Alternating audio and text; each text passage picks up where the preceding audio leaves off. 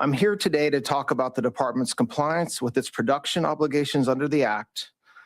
Around, I think right now, and continuing throughout the day-to-day, as the indexing and uploading completes, we are producing responsive materials under the Act.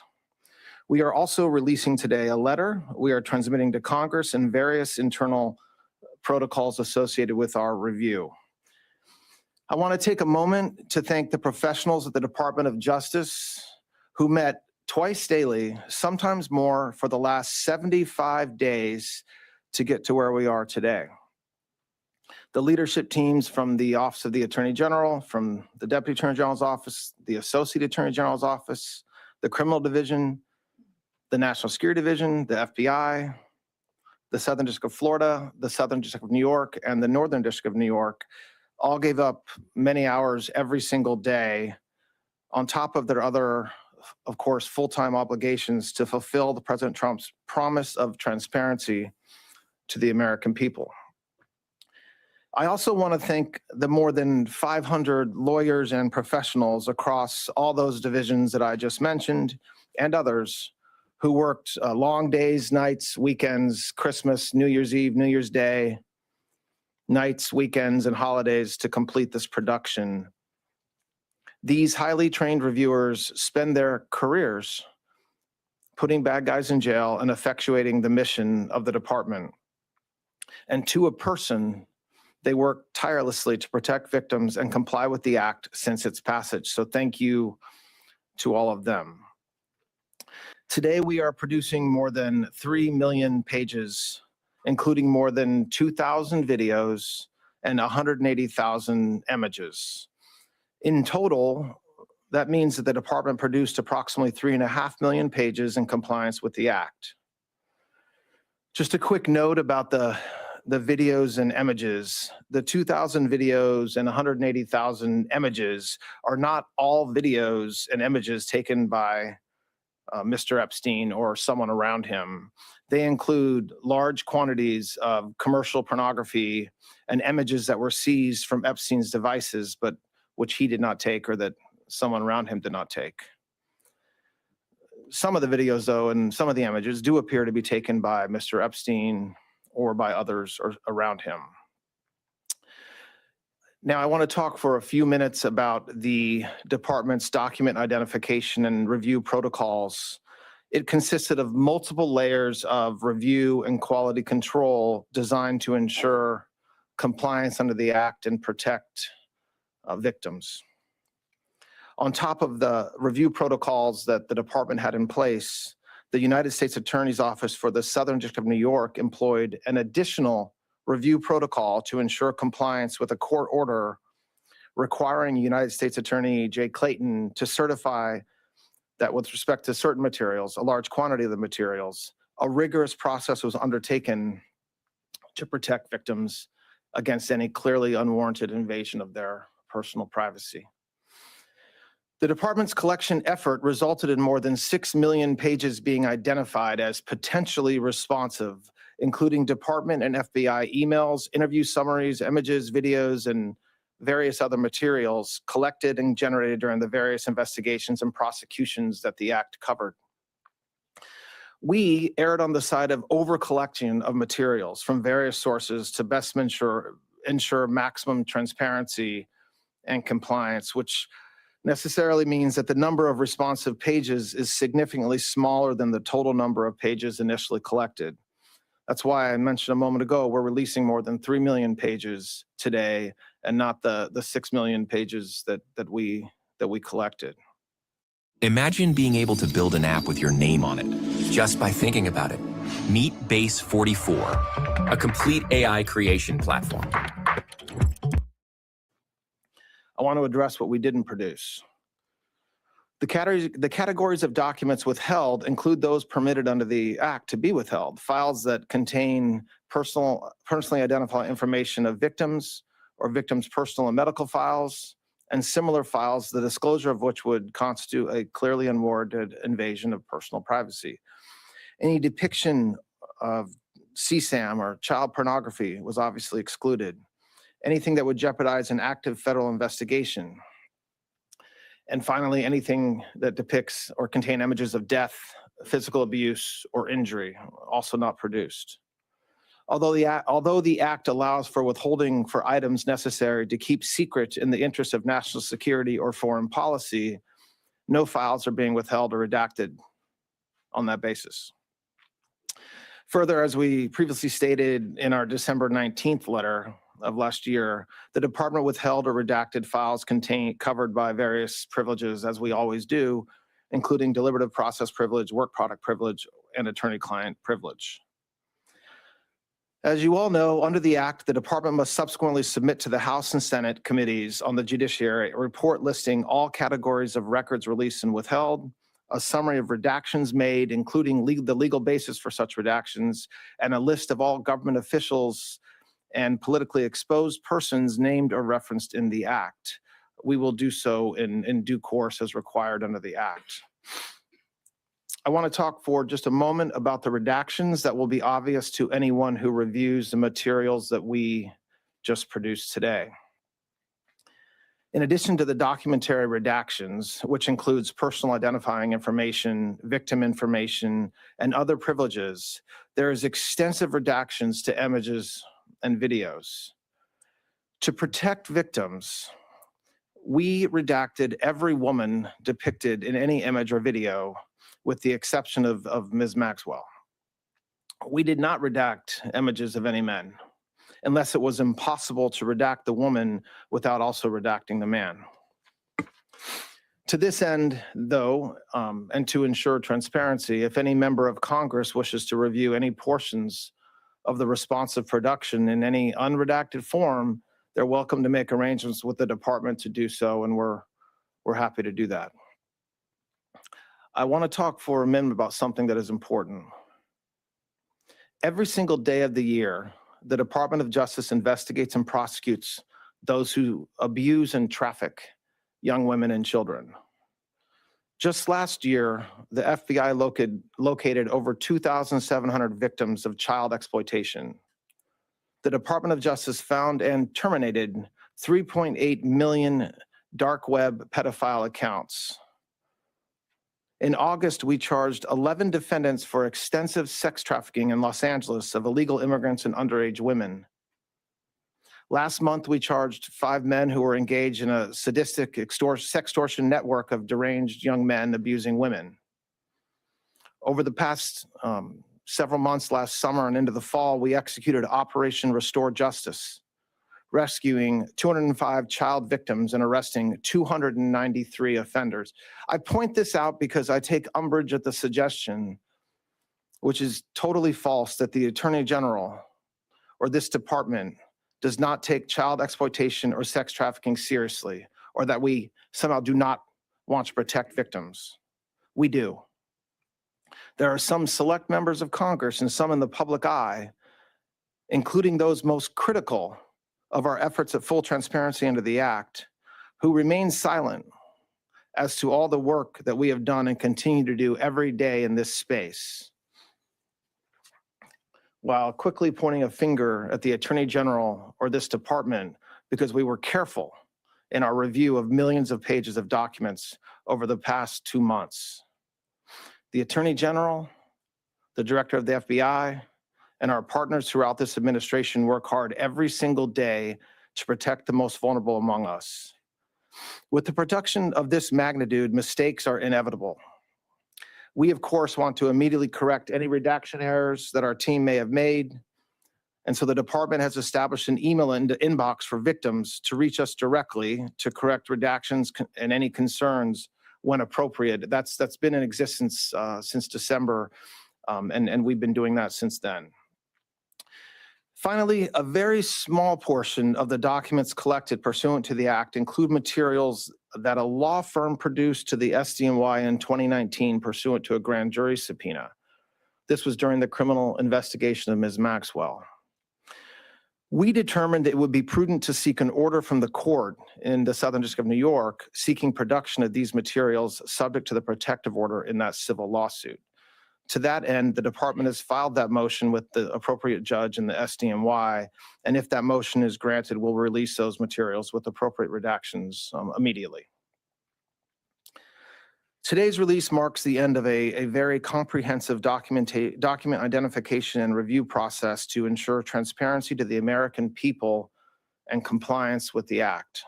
The department has engaged in an unprecedented and extensive effort to do so.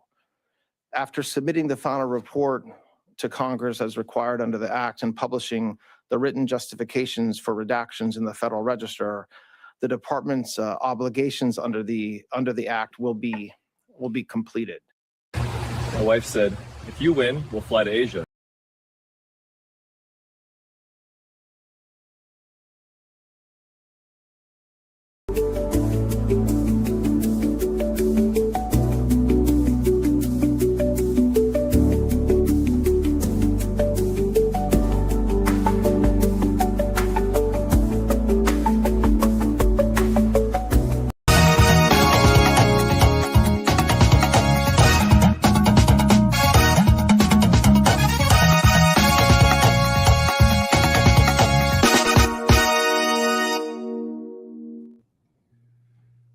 Okay, good evening and good day wherever you are.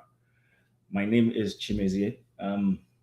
This is a very unscheduled show for tonight, intentionally done because we want to appease some people who wanted to bring up a conversation. So, in particular, I'm referencing I Speak the Truth. If you're available, I will wait for you. I intentionally set up this so that you can see that there was nothing hidden or intended to stop you from sharing your views on the Epstein files, because you kind of felt that every time the name Trump comes up, you were shut down, or there was an effort to evade having a conversation. There is no such intention. So I'm going to wait for you, and for as many as would like to come in and let's have a conversation, a civil conversation on this file. It's an evolving news. The files were released sometime yesterday by the State Department, and that's why I intentionally played that video first as a salvo to help us get context as we discuss. So, I Speak the Truth. If you're available, I would love to have you come in, just like if he has, so that we can have this conversation. It's an evolving and, just upcoming news. It's not something new. We've been discussing this for quite some time now, but it's evolving. So, welcome. If you're the first person to show up, you watched the video. What's your take on it? Honestly speaking, I'm not interested in that Epstein case, honestly speaking, because I don't know of what good is it going to do to what is happening. It's not going to get Trump out of power. So I don't even know why people are so fixated.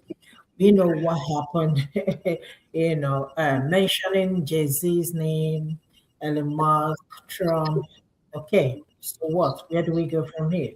Honestly, that's the least of my problem. When people all make a comment and say that's a distraction, release Epstein file. Okay, they have released it. Now what?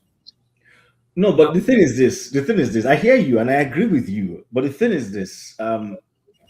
So before I make this comment, I've always been of the view that in every society there are kind of untouchables. Every society has that.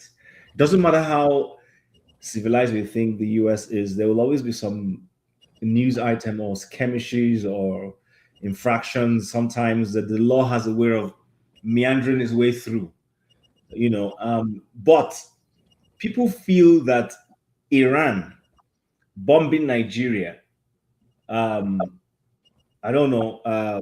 about Greenland, are distractions by the administration to take attention away from the release and effort to unveil what is in the Epstein's file. So now this file has been unveiled. We don't know the full content. They gathered 6 million pages worth of evidence, and they released 3 million yesterday. Okay. And they released about 2,000 footages as videos, and then I think 1,800 images.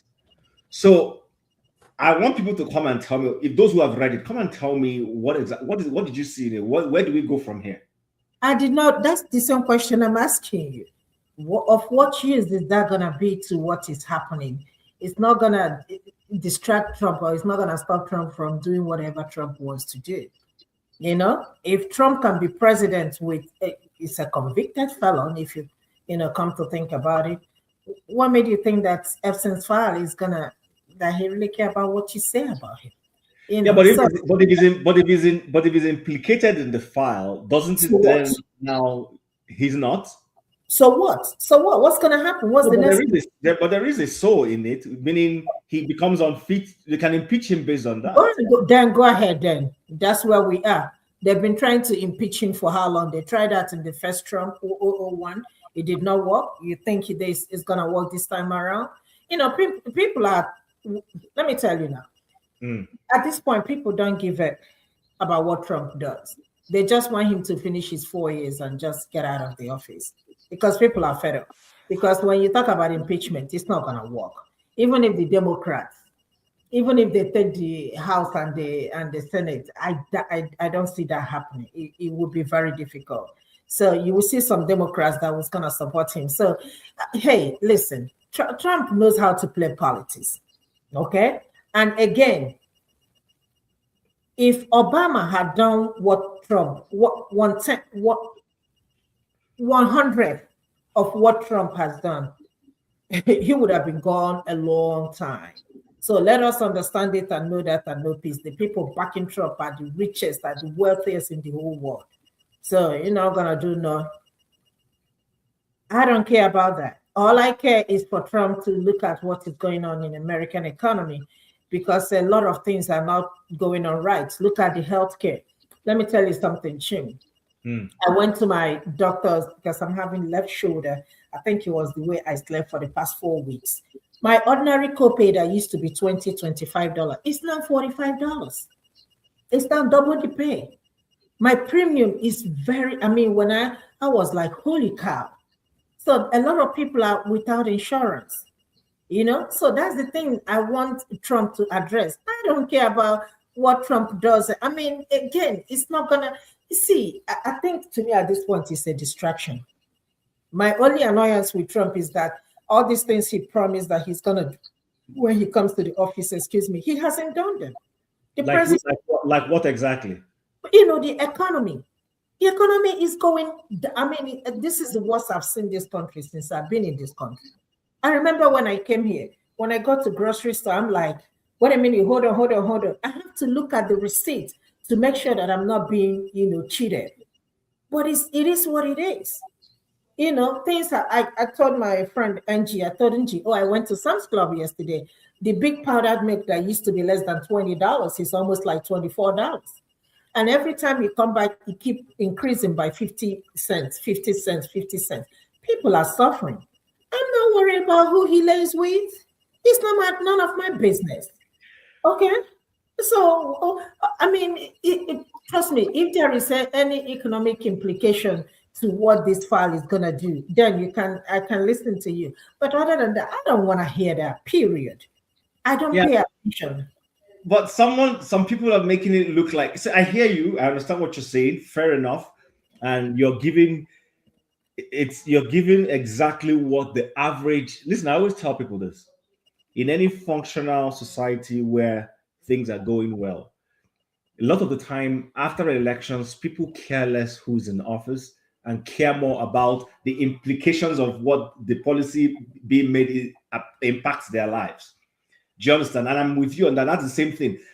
As much as I might be pro-conservative, I don't deny that. But if the liberal person comes to office, there are jobs. My paycheck can take me through the month properly, and then I can save from it. Why do I care what your face looks like? Do you understand? But there are people who are unable to go past that. So there is always something for them every time. And that's one of the reasons why I said, okay, let's come and discuss this. Let me even hear what it is. Because I don't know what the person has seen that I haven't seen yet. It's not as if because in this whole thing, there are usual suspects that have been mentioned. And I'm not going to mention anybody's name, but there are usual suspects that have been mentioned both on the Democratic side and on the Republican side who have had things to do with Epstein and all that. Yeah. We even have people from the British Isles who have stuff. So, but the report hasn't, it's going to be in the weeks down the line that we'll begin to start hearing full names of people who are in it. So, but I still believe it's something to discuss because it has a lot of implication. It just tells us what the rich and mighty do when they have the privilege to be able to get away with anything. Let me tell you something, okay? I'm giving an example. If they name all the people, including Obama, let's say Michelle Obama's name is Anita, everybody, Bush's and his wife, again, so what's going to happen? Are you going to try them? The only thing we will talk 1 month, 2 months, we're going to forget about. Look, again, I'm worried about the average person on the streets. Okay? They will be fine.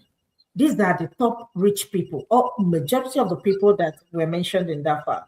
Trust me, they are all millionaires, or maybe they are very comfortable. Let me use the word comfortable. They are very comfortable. So nothing is going to happen to their wealth. That's one thing for sure. They're not going to go to jail. That's one thing for sure. Again, what I am concerned about is that Trump ran this second tenure on the ground that the economy wasn't doing well. And that was the reason why a lot of people voted for him overwhelmingly. Still, Trump is not delivering. That is the frustration Americans people are having at this point. So my point is this. I don't care about Epstein's file. I'm not interested. I haven't even watched any video. I haven't even, unless if I see it on Instagram, that is the only social media I am on. I will look at it and just scroll and I keep going.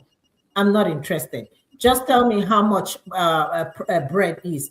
Tell me, whether the price of eggs is going to come down, the milk, the jobs, the economy. That is all I care about, the healthcare. That is all I care about. That people will continue to, get the little incentives they get at work and all that stuff. The things that, Trump has taken away, immigration. That is what I care about. I don't want a situation, I'm an immigrant in this country, that, when I'm driving, I see a police. Look, do you see how bad it has gotten? The other day, police stopped me. I was going to work. And just by my subdivision, there is this light, and the guy in front of me is a long truck, came out and was like, come on. I didn't know that, the truck broke down. So I stood there, I waited and waited and waited, even the person behind me just went past me because I was waiting for the light to turn green. And I was going to work late. Boom. I left. I didn't see the police. The police went after me. Come and see me shivering. I was shivering not because of anything, but because I'm a Black woman. I'm shivering because I am an immigrant, not because I have committed any offense. That is the country we live in now. I don't know if you've seen where people say carry your passport or make a copy of your. I mean, what kind of life is that? That's where we are. These are the things I am worried about. I'm not worried about Epstein, honestly speaking. I never knew the man until they arrested him and he died in jail. That was when I started hearing about him. But back to this economy thing you're mentioning. So I just quickly did a bit of search now, because you said the American economy is horrible. But this is what AI is telling me. It says the US economy enters 2026 showing robust, better than expected growth with a GDP expansion. It added 4.3% annual rate to Q3 being 2025. And this is driven by strong consumer spending, falling imports, and increasing investment, while the labor market remains relatively tight. I'm not sure if that's the case. I'm honestly speaking, I'm not sure. AI it's not a human being. No, but AI is not human, but these are things people feed into the internet. Again, it depends on who you're asking. I mean, KJ, I might have a different point of view. So maybe let's ask him then. So KJ, we were here to discuss the Epstein's file, but if he says that's not her business, she's not interested in that. That what she's more interested in is that the man Trump should fulfill his campaign promises of fixing the economy. And if he says the American economy is not doing well, but she has mentioned healthcare, she has mentioned a couple of other things. So I did a little search because I didn't have anything prepared. I admit it's the internet; anybody can post anything there. But everything I have seen so far is saying that the American economy is doing well. So, let me say something. Let me say something. Did you see the housing market? If you live in this country, people can barely afford housing. That's how bad it has gotten. Even to buy a home. You mean rent or buying a home? Even buying and renting. The cost of rent has skyrocketed. See, let me tell you something. Like I said, I mean, KJ might have a different view. But again, with what is going on in this country, this is not the country I used to know. That's the way I can say that. Okay. So KJ, please, what do you think? Both, you can take it up from the economy and then go into Epstein, whatever it is. I'm waiting and hoping that. Because that's why I came in. I don't have enough this thing to discuss the American economy. But I would simply say I thought that the guy who was I speak the truth was going to be here because he was the one saying he has so many facts. He has this, has that to show us. So everybody was looking forward to it, but here we go. He's not here. But what I will say about the Epstein file is that, well, over 3,000 documents. How do you even know? How do you get to read through it? No, over 3 million. Over 3 million. So how do we go from there? So we just have to believe on the journalists or the journalists who will go do that job, read through and summarize for all of us. For me, I tried not to, here's my challenge, Chim, and that's where I am. If you look at what's going on in America and then look at what is going on in Nigeria, I, as a Nigerian, don't have any moral right to discuss what's going on right now in America, because our own even worse. Even the man will know that the man is a certificate forger. We allowed him to be there. And he has now forged everything in Nigeria. Everything has been forged. Everything is forged. The only thing they've not forged now is food. Who knows why they're going to forge rice and forge everything. So even now, I find it a bit difficult to now say, okay, even these people are getting, at least some things are working for Americans. At least they have security. Nobody's going to, run you out of town. Okay? But in our own, we don't even have security. We don't have nothing. The schools are not functional. The other day I saw a lady complaining. She had graduated from University of is it Benin or which university? Calabar, University of Calabar. Till this moment, 4 years later, they've refused to give her her certificate. Why? There's no reason. Every requirement has been completed. And I can understand, because you're sincerely sitting here. I paid 5 years ago to get my transcript from my old school. Me, when I did the university, I was one of those people where even the VC know I was not just a student. I was, a super student. Okay, everybody knew me. In fact, when I got into the place to ask my transcript, the people stood up because they know me. They were all, lecturers' children at that time. Children. I mean, when I say children, 10 years. And till today, 5 years down the line, haven't paid money, giving them money to wash their hands because they say, "Oh God, make we wash our hands for us." I gave them money to wash their hand, gave them money to even do all they needed to do. I still don't have it. So we are dealing with a place where no matter what you do, the system just refuses to change. Then who am I? The system refuses to change. You were here today. Somebody is arguing that whatever Soludo says is correct, but you live in a society where even if the government do something, you go to court and take the government. You're not afraid. You go and stand, and then lawyers will come and defend you and say, "Yeah, government, you are wrong." And then you get judgment in your favor, and you say that the governor of a state can go to the market and tell everybody that, look, if you don't resume by next week, in fact, if you're not careful, I'll bring bulldozers out and bulldoze everywhere down. And we are all clapping for him. And some people can come and defend it. Even Oti, who is a lawyer, can come and defend that statement. Because you think you have position, Abi, and you think you're going to remain there forever.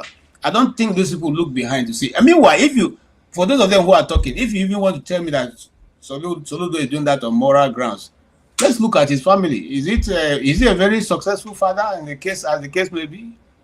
So don't throw stone in a glass house. That's what those reggae musicians used to sing those days. So we see Anambra all of a sudden becoming a place, where anything goes. You just talk to. Since when have Igbo started talking to people anyhow? Since when did you come to a point where we are called Ohaneze? That's what we're saying now, Ohaneze. You call Ohaneze and you talk to them anyhow. Is that our custom? Is that our tradition? You can stand as a. This don't happen. No. Just imagine they call the whole Ohaneze, okay, and then one man, because the professor come out, can't tell and say, I'm telling you, I'm giving you so and so, I will do this. It doesn't happen. It doesn't happen in Igbo land. But you see, when they have gone to get their check from their paymaster, they think they can do anything and say anything and get away with it. Majority of them are afraid of Nnamdi Kanu. We know that. We know that una dey fear Nnamdi Kanu. And so you do everything possible to keep him there, because you know that when he comes out tomorrow and say, if he is going to be governor of Anambra State, that's it. That is what people are afraid of. And you're not afraid because he holds any age above you. You are afraid because you don't want to do the right thing. Because if you do the right thing, he will come out and be irrelevant. Like as it is now in Abia State. I think our uncle, you and I, you know, our uncle now. So both of them are our uncle. They are our people. But the Abia people have now said, both yourself and your brother, you're not going back to the house, and they are going to fight for that. And I support it 100 times. If you see me sitting here, if I have a telephone call with Alex Oti, I'm going to tell him, if he needs you to use 1 month of Abia State money to run that election and run them out, do it. I'm serious. Because these people, when they finish eating, they begin to behave as if there's nobody ever existed again. And Ojus Okalu forget that a man we slapped in Germany is now in prison in London. Who knows? His own maybe in Australia. When you go to the prison, he Ojus Okalu. You know. So, but this is what I want to bring in here, because you brought that out. Because I also see people comparing Trump with Tinubu. Don't go there, Chin. Hold on, hear me out now. Chin, don't even start. There is no comparison. Hear me Nothing out. to compare. Okay. Wait now. Okay, sorry. I'm telling you, people are making those comparisons. Okay. People are saying things like, why is it that when Trump does this? And I told someone, I said, Trump is leading in a society that has functional systems. In other words, if he overreaches and they genuinely want to take him out, the system can take him out.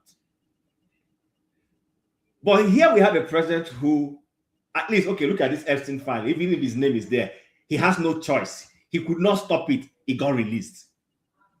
Right? Whether there will be a prosecution afterwards or plea bargains is a different issue altogether. But we have a president who sent a bill, a tax bill, to the National Assembly. The National Assembly passed one and handed back to him. And the one that has been signed into law is not what the National Assembly passed, which means it's been doctored, and that's an offense. Has the man been held guilty or held accountable for it? The answer is no. So that's the comparison. Chim, this is not even a discussion. This is not even a comparison. We have a president, me and you, all of us here, we don't even know our president's age. He told us that he is 73. I lost an uncle that just passed on Tuesday. He died at the age of 90. If you see my uncle, he lived well. In fact, he looks younger than Tinubu. And I'm like, what are you talking about? He lived well. You wouldn't even know that he is 90. Hold on, Chim, hold on. You will continue. I want to throw in this. But somebody can be sickly and be a young person and look. Then step out or step down. Please leave the power. It's not your father's property. In order for you to be the president of 200 and something million, you have to be healthy. Why do you want to grab power by fire or by force? Let me tell you something. You know, when people come here and say Tinubu is the master strategy, he is the Jagaban of this, I'm like, you people are stupid. Let me tell you, if I were Tinubu, if Tinubu is the master strategy, let me tell you what he could have done. He could have used every strength and every might that he has and do something for Nigerians this first tenure. Then second tenor would be like, okay, let him hurry up and get out of power, right? But he did not do that. If Tinubu had worked for us, he won't be going around asking people to join APC. We Nigeria will vote for him. But the reason why he's doing all these shenanigans that he's doing is because he did not achieve anything. He hasn't done anything for the citizens. We don't even know whether Tinubu is a male or female. All the things he lied to us about. I mean, come on now. How are you even gonna say Trump and Tinubu? Please, let's Trump not hear this thing. I beg. In a country where I live, where I currently am, it's almost 9:30. I can get up at 12 a.m. and go to work. I'm not worried. You can get up 2 a.m. 3. My friend, they just went on wakekeeping. They will be there 2 a.m., 3 a.m., and everybody will go home. They're not worried about security. If anything happens, you know the number to dial. But it's not so in my country. You know, you can't even here you can question police. You can't do that in Nigeria. You will collect slap.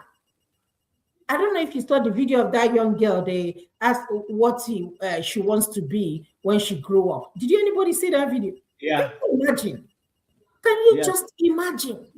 Because they're collecting 10 naira and all that. That is the only thing she knows. Come on. But we live in a world that when you see police officers, you admire them, you respect them.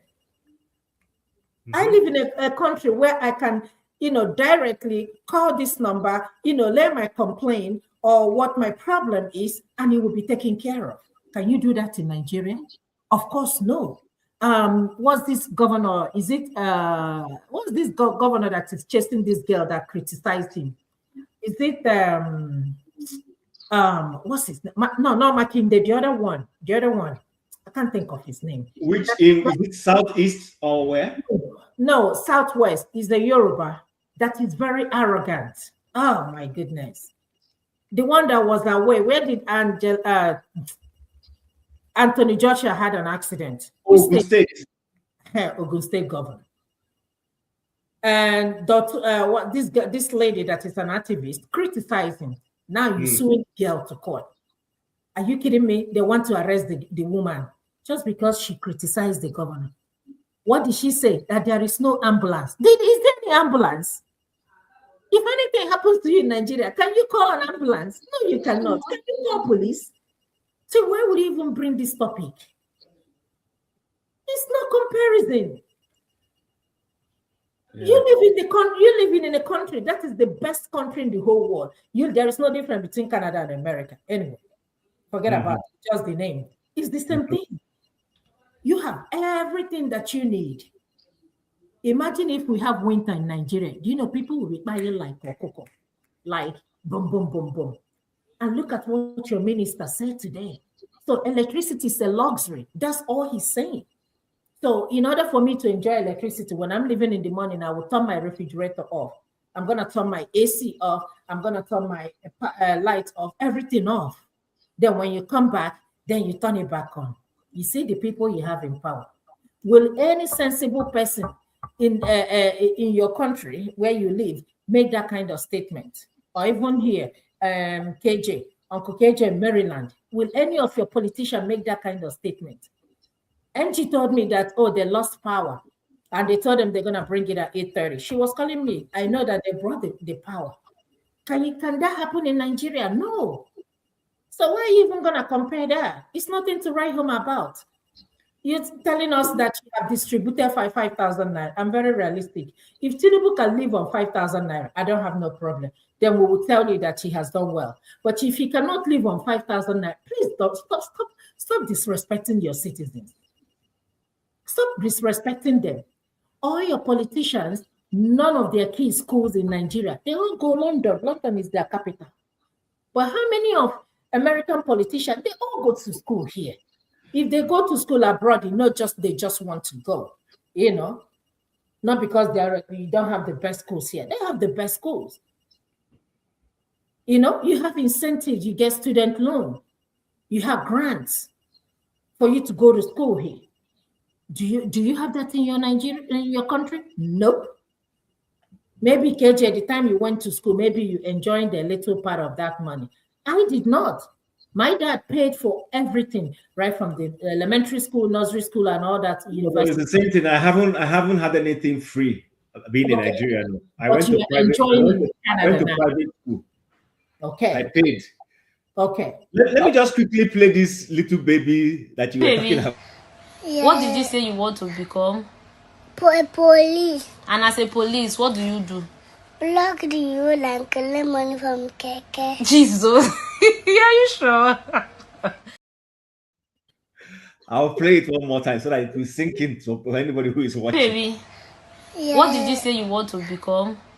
Police. And as a police, what do you do? Block the road and collect money from Keke. Jesus. Are you sure? So you can. I'm ashamed. When I saw that video for the first time, I was like, no, this cannot be. Where did this girl get that kind of? That girl is not to 6 years old, is she? Or she probably. That's what she knows. That is the Nigeria she knows.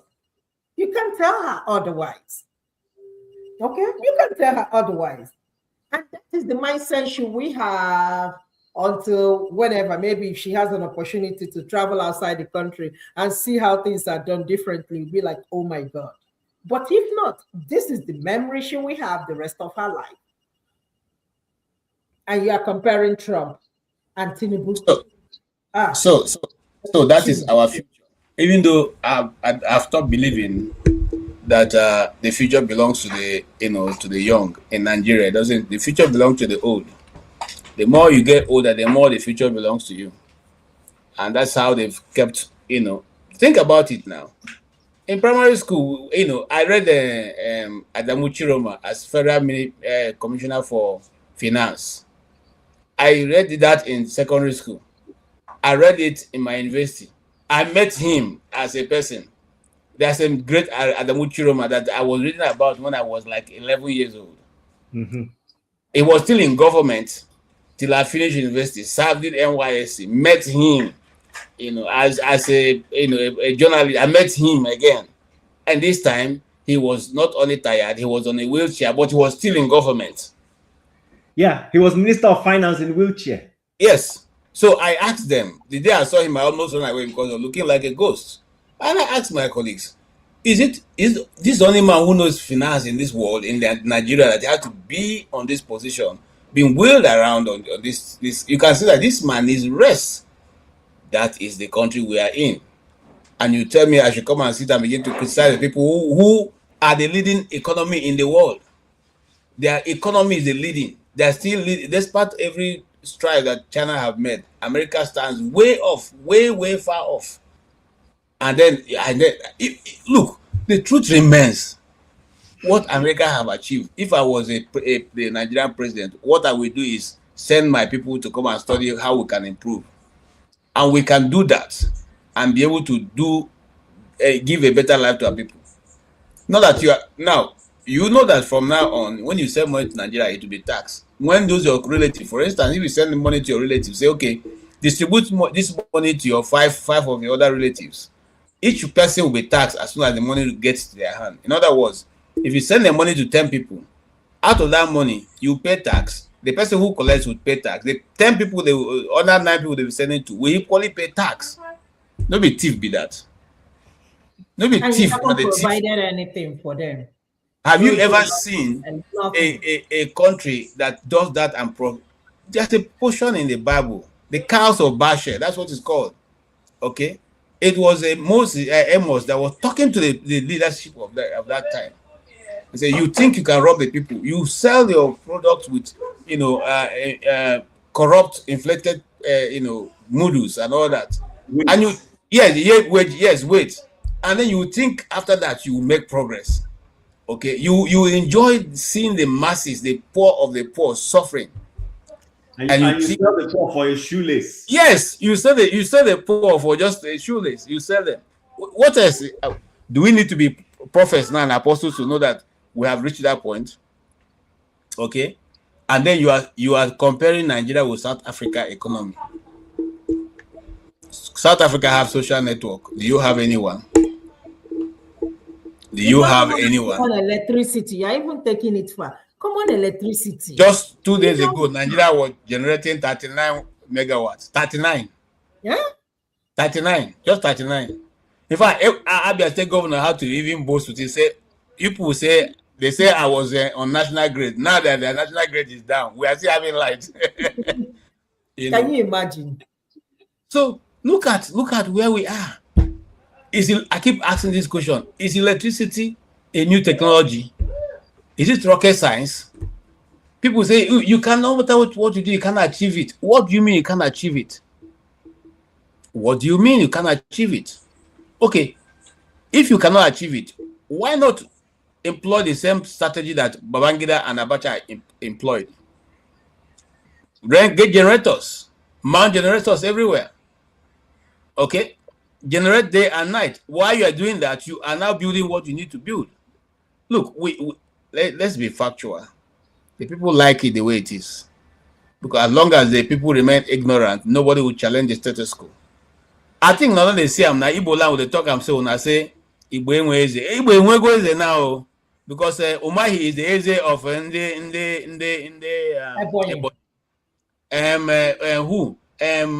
is the other person? Oji Zokalo is trying to be Eze now in Abia because one another government, you know.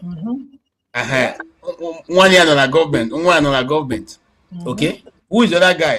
Who is the other one? Who's the madman of Cross River, River State? His son is also Wike is now Eze in the River State. Okay, who can tell a sitting governor who I've always said the man is Akamu on this program. When Wike was in government, Rotimi Amechi wanted to use the stadium. Wike insisted. In fact, they even carry sand, go put everywhere, block the gate. They couldn't use that. You are in government. You saw when this thing happened. They play like it's either you want to fight or you don't want to fight. If you don't want to fight, just keep quiet, complete your years and move away. If you want to fight, then bring out your chest and fight the fight very well. You're a sitting governor. Somebody came to your state and say you should have not opened that stadium. You see what they will do. They will get it. In the first place, I will run out of that nation, out of that state. If I need to use all the money to run you, I'll run you out. The next time you come there, I will give you conditions. We have seen it before now. We have seen it, so it's not a new thing. But you are just there sitting and they're look. A friend of mine said, "Gone are the days that Christianity used to be. If you slap me this side, I turn this side." That day don't go. We are now in the days of Hosea. You take your Bible in your right hand, you hold your javelin or your sword on the other. Any person try you first strike him before you show him the passage. You are there for the Bible. Look, I once had an interview with the Israeli ambassador who called the nation, the country, and the guy told us, "You see why Israel survived? Israel doesn't wait for anybody. If you hit them once, they will hit you 2 times harder, so that as you are feeling the pain, say this way, no be way to go again." It's called deterrence. Yeah, they said they will never. I said, use the word never succumb to make you say go discuss for peace. No, if you mistakenly hit Israel, Israel will hit you harder. And he told us, if you need to see this guy, he said he was a colonel before in the army. He said, as you see me as I'm sitting in this my house, I know the places where Adnan Akalonuno, where the Adnan Akalonuno in this his house. And as I was seeing him, I keep the Akalonuno now. Only one move when you go make, you get like 5 of them to respond. So if we live like that, all this nonsense will have stopped. I'm telling you the truth. If we live like that, people will not take us for granted. But we say no, we are Christians and we are gentle people, and there's a time for gentility and there's a time to show that yourself. And there was an where Dan Iska. Me too, I be Dan Iska. If you tell me Shege, I'll tell you say Shege Barao.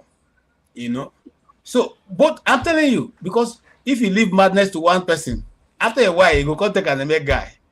You know, and you see, that's why I like this guy who came today, and that's the life of the two people. I tell the two people that they have many No, but similarities. AJ I hope what's his name showed up because he's from the same state with him. Oh no, John Abba didn't show up. I thought he was going to show up, but he didn't show up. And Frank Uto has been on this business. You know, I was saying on this channel that I went to David Mark's listen to do the story of David Mark's village when it was striked. Mm-hmm. And we even had to run for our life because the remaining Fulanis wanted to take us for Suya. You know. Really? Oh yeah, that story for another day. You know, you know. But that is these people. The T people said, look, if we leave these people, they will wipe us all off. They wipe us out. So now they are also fighting back. And let me even say this on this channel. They've gone now to start a thief television house. So you don't want to carry their news, they will carry their news themselves. Okay? So if people will say, oh, government has given you instruction not to carry the genocide going on in Nigeria, okay, until government say this is happening, you be a mouthpiece of government. People now are going to be broadcasting their own issues on their own radio. It's going to be a thief radio station. Television station is almost ready to take off. Okay, and so people like Frank Uto has been, in the epicenter of what is going on. Everywhere you were talking about, I know those places, and I know how they used to be. The way most painful part, Chim, is that his community is a place where any time of the year you get to that Kadroko, you must see yam. You must see yam that will full maybe more than 10 trailers. They are always there on the road, whether day or night. In fact, if you get there at 2 a.m., all you need to do is just stop in one of the locations or one of the shops. The people will come out and sell yam for you. Everybody knows, Kadroko, Bajimba, and all those places. These are the major farming settlements or towns in Benue. And government is keeping quiet. These people are being wiped off. And then tomorrow you say there's food shortage in Nigeria. The other place they're also trying to wipe off is a place called I forgot the name. My friend comes from there. She used to be representative of that locality. Okay.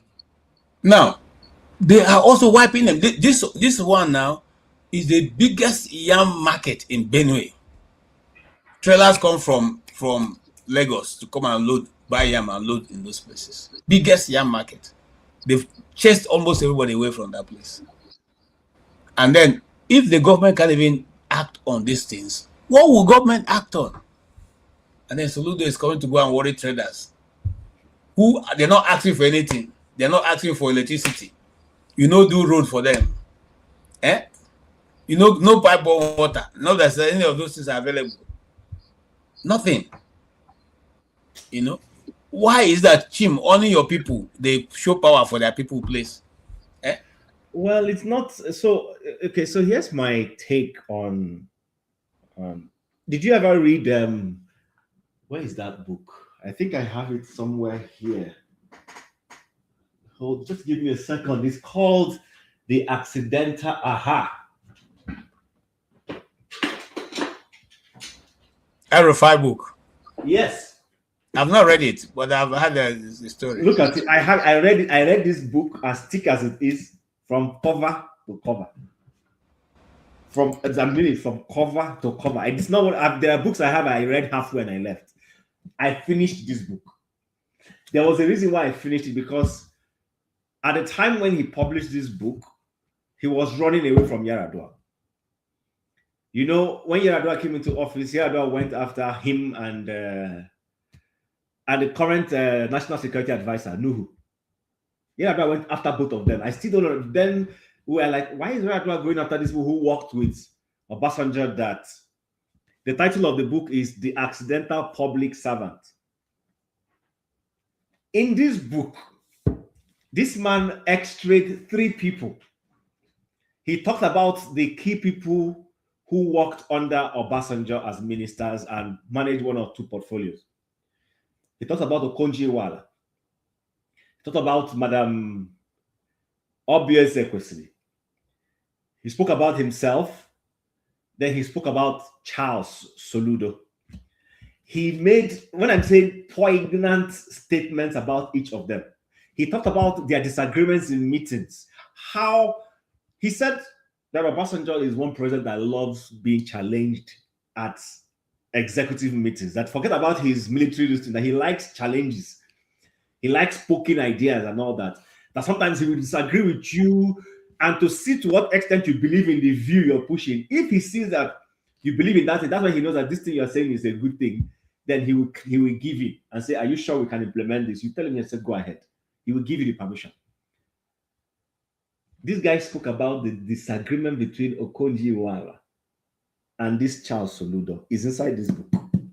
Inside this book. He wasn't hiding names, he was mentioning name, mentioning what caused the quarrel. I read it.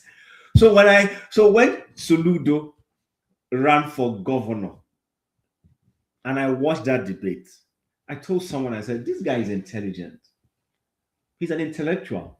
I said, but he's going to have a problem. Someone said, I said, he's going to look down on Anambra people. I said, how? I said he has this messianic behavior and is beginning to show. Going into office, you were originally a PDP person. But when you realize that PDP can't take you to office in Anambra State, you switch to ABGA.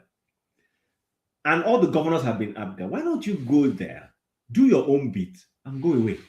Why is it every day you're trying to diminish your predecessor who went before you? Every day you're trying to diminish him. Every day you want to diminish him. So that's when I went back to this book to see one of the things he said. I said, no, okay. This guy, listen, I make that statement again. The man is like somebody who didn't believe he would get to where he got to. He gets there and suddenly feels he has arrived. That's what Charles Soludo is doing. That's what he's doing. Somebody who said, why must it always be so and so person's name only? What about me? Is inside this book.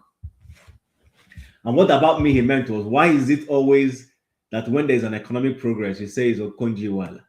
Every time there's an economic progress, it says Okonjo-Iweala. Am I not around? Am I not doing some economic things? I'm not kidding you. It's inside this book. It's written inside this book, word for word. So anybody who, that is why I knew, when I said what I made earlier, people were like, you don't even know where I'm coming from. The guy feels that he's very entitled. Yes, he's a professor here, he's educated and everything, but he needs to slow down. Just serve the people and go away. At the end of it, nobody's going to remember you for being your professor or whatever. They're going to remember you for what did you do in Anambra State. So it's easy now when you're in office for people to say you're doing well, but it's actually when you leave that office, that's when your scorecard actually gets really red. So unfortunately, I Speak the Truth didn't show up. I don't think I want to stay too long, unless you guys have something else you want us to talk. Let's say it quickly and then we can go.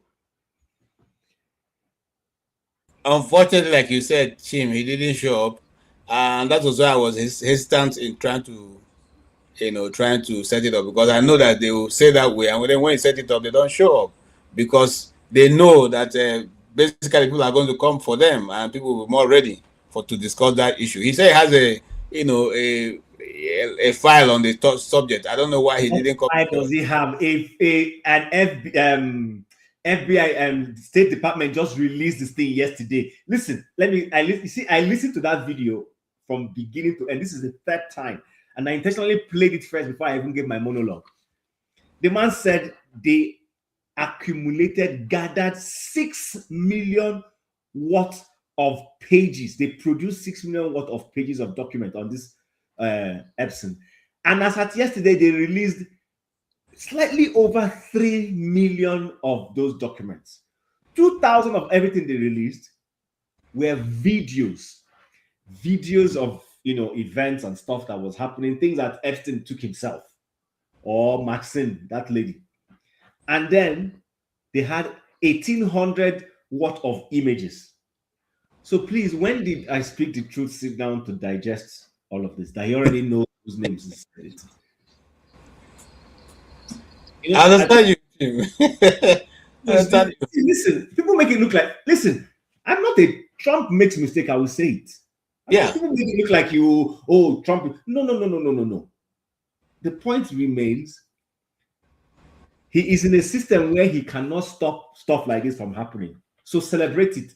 For the fact that he, for instance, can come and say, oh, he has stuff. These are the same people who, when you mention Nigeria, they love Nigeria more than you. And I'm wondering, what are you talking about? You live in a society that is functional. You live in a society that is functional. Things are working. How many times since Trump came to office has Trump traveled out of the country? How many times? And stayed for weeks, months. How many times? And the moment you are landing, the next time you are going. Yeah. You know. The last one he stayed away, he came and stayed on less than 1 week, and he was back to Turkey. Only to go and fall down. And people say anybody can fall down. Anybody can fall down, yes, but it's not at the time that you're expected to behave that you fall down. You're falling down because you are overstressing the system. You know, a man of his age cannot stand that rigor of that, jet lag. It takes more than 72 hours for you to catch up, so you recover yourself. But they want to cover all that because they don't want Nigeria to progress. And that's why they keep bringing backward people who keep making all kinds of stupid excuses for whatever insufficiency they have. Let me just say this. Someone once said to me, and I've taken time to look at it. Someone said that we should look at it, whether it had to do with being a Christian or, or Bible, whatever. He said, go and look at it. It says, the prevalent spirit, and when he means spirit, he means the behavior in any society at any given point in time, is the spirit of the man who is leading on the top. Yes, I agree. Look at today, Nigeria. Everything about Nigeria is lie. First yes. lie, falsify. But look at that. That's the Are you not surprised that they forged gazetted government documents? That is the signature and of the National Assembly treated as it's nothing. It's nothing. I'm telling you, they just covered everything up. They have been doing some extraordinary spending. They cover up. El-Rufai said Tinubu have been withdrawing 1 trillion naira every month from NNPC since he got into office. Nobody had talked about it. The only thing Nigerian security system understands is IPOB and Eastern Security Network. Once it has to do with Igbo man, everybody, guns are blazing. They will rush to the east, And now we see what, Chim, one of my biggest worry with Soludo is that Soludo gives the federal or whatever people that his interest lies the opportunity to keep hammering the southeast. Remember when he came to the US? I said 99.9999% of those who are being caught in kidnapping and all these things are Igbos. But he has yet to show us any example. Are they not catching people? Why are they not displaying people? What did you tell him in that? I won't stay in that kind of meeting with him. No. I wasn't in that meeting. Normally what they do, Chim, is that they bring their sycophants to sit with them. They won't allow you to go there. Okay, I was not going to say this. Let me say this. In 20, Yar'Adua came to office in 2007. 2007. Yes. There is a meeting called Aka Ikenga. I don't know if you know that meeting. I know Aka Ikenga. I attended that meeting twice. Once, I attended that meeting in the home of a man called Stan Leo. I think Stan Leo Eke. Is that his name? Is it no Stan Leo? The guy who owns Zenok Computers. Zenok Computer. Okay, I don't know. I can't remember his name, but I know him. Okay. In that meeting, Charles Soludo came for that meeting. This meeting was held in Ikoyi on Bodilon, a few houses away from Tinubu's house. Fashola had just become governor. The Yar'Adua had become president. That was shortly before they removed Soludo. I still remember when he came into that meeting, when he was introduced, his first statement was, "Ono mana meeting now, mbako, umunne." He begged everybody not to record anything he was going to say or to video him. I'm not kidding you. He wanted it to be privileged information he was providing for Igbo people. When I look at the kind of things he said then and compare what he's doing now, the guy is a snake. He's a huge snake. And these are people who, they come in the midst of brethren, say one thing, but when they go out on the political terrain, they do a totally different thing altogether. Yeah, you're correct, Jim. Remember that before he became governor, he was the one agitating for IPOB. Yes. He went to a conference and spoke about it extensively, and why there cannot be any settlement except these things agitations are looked into, because they are genuine at that time. Remember, before he became governor, he went to visit Nnamdi Kanu in Kuje prison. Sorry, in DSS dungeon. Yeah. And took pictures and came back and said Nnamdi Kanu have approved his candidacy, and said so many things that Nnamdi Kanu said. And as soon as he gets in, he's going to now make moves to make sure that this thing.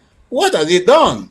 And then some people come and sit here and they want to tell us, look, whether we like it or not. And I have a lot of respect for Danny Wayan. Danny Wayan used to be the chairman of not Dan Iwayan, Dan, not Mr. Not Dan. Yes, Dan Iwayan, the one that wears the Akabo hat. He used to be Zenith Labour Party chairman. Thank you. I have a lot of respect for him, because even on national TV, I said it not one, not twice, not 3 times. He said, "Look, let me tell you, anybody who tells us an Igbo leader now beyond Mandana the Kanu is a waste of time." Yeah. He said, "What they as politicians can do with their money to organize that, no politician will even get a crowd, with the money to get the kind of crowd Nnamdi Kanu gets." And so, if anybody tells you that Nnamdi Kanu does not matter, the person is making a mistake. This is a politician who has contested for presidency in Nigeria, but he can be able to, and he says it very truly, straight and forward. I will tell you that Nnamdi Kanu have committed no crime. I say it to you and I say it again. I've said it. But if people want to kill him and bring him to the stadium so all of us can cut part of his body and go away so that people can be read. Yes, that's what he said. He told them. So, but you see, people like Soludo can never, because they are hoping. You see, all of Soludo's this thing is for his own selfish interest. He's seen that if Igbos go with Peter Obi, he will never have opportunity of contesting. So consequently, whatever he's doing now is to make sure that he creates a space for him so that the North can accept him, okay? And it doesn't matter whether he was to accept or not, but he's more interested in satisfying the North, okay? So that then he can know how to manage the Igbos. The truth of the matter is that he will never get there. This governorship, is going to be last. But that's what all of them are doing. Whether it is... Yeah, but you don't have to sell us. You don't have to sell the people of Indian number. You don't have to... You don't have to paint them in a terrible state as you are trying to do now, to make it look as if they are, look, the truth remains, just like Kenneth said. I don't know anything about the history of the market, but those who know have spoken about it. The market does not belong to you as a government, and you have no right to say you mow it down because the people are refusing to leave their houses on a Monday. So the question that you have here is these 2 questions or 3 questions that we have. If I was him, I would ask them, do you want us to shift our official working days to Saturday? That's one option I have on the table. 2, if Saturday will not work, what can we do to get people back to the market? I have this option. 1, I will provide enough security every Monday for everybody who is going to come from wherever you're going to come.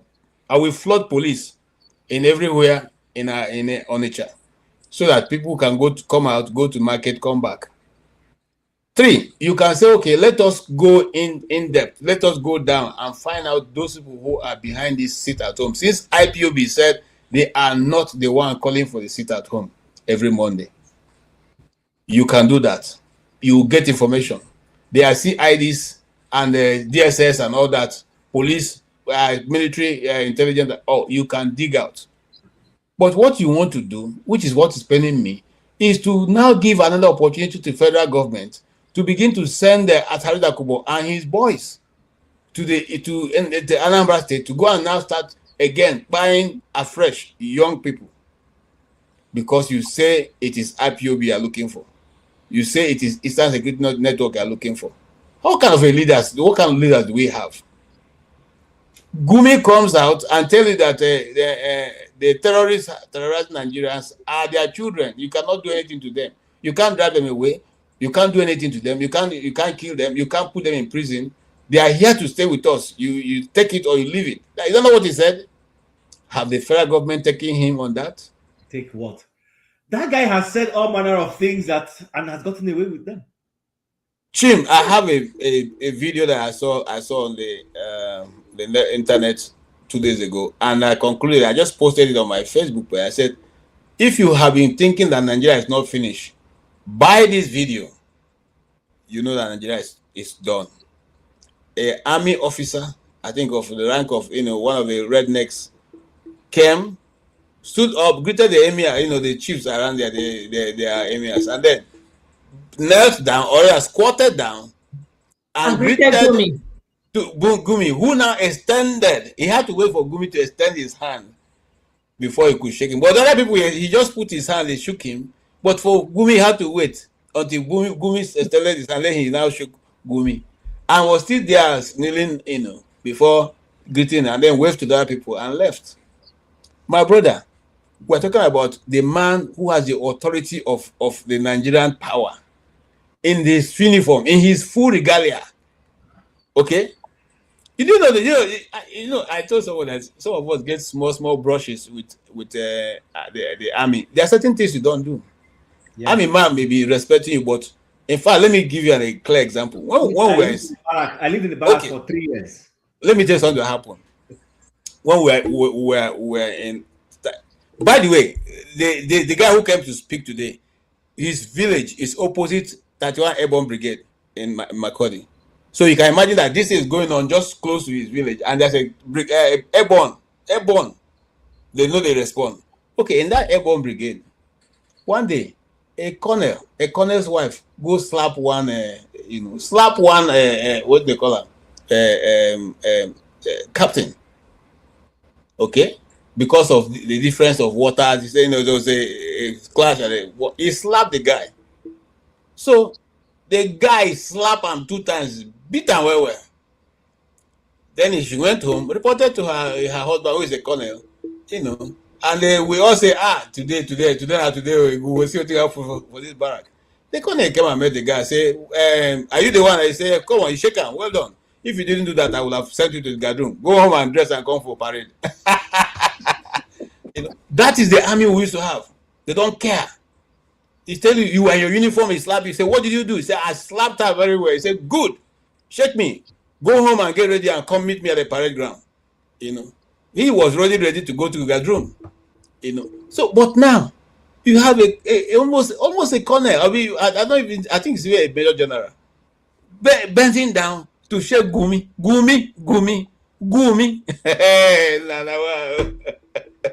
We are finished. I'm telling you. Anybody who still think we have a nation is wasting his time. We are finished. Okay? Let me leave you if you want to say something. I hate to say this. And then we'll round off and go, please. I want to go and sleep.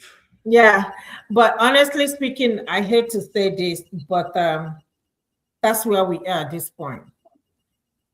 I think it's high time we start, we keep mount the pressure on the government. Let everybody go their separate ways at this point, because you see, like somebody said, we don't have a nation, we have a country. That's a powerful statement.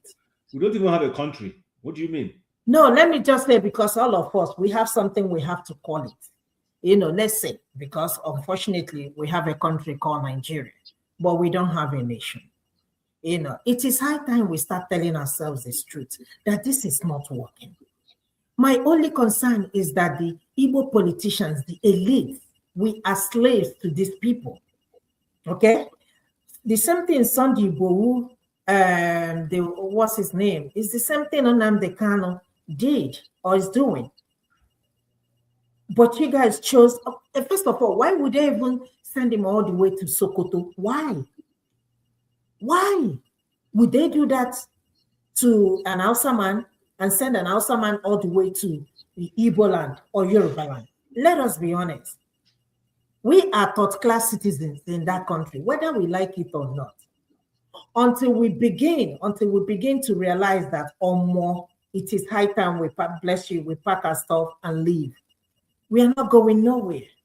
And I want us to understand is that without the Igbos, Nigeria will not stand. I hate to say that. If you like, call me names on comments. I don't care. But that is the reality. And that is why they don't want the Igbo section of that country to develop.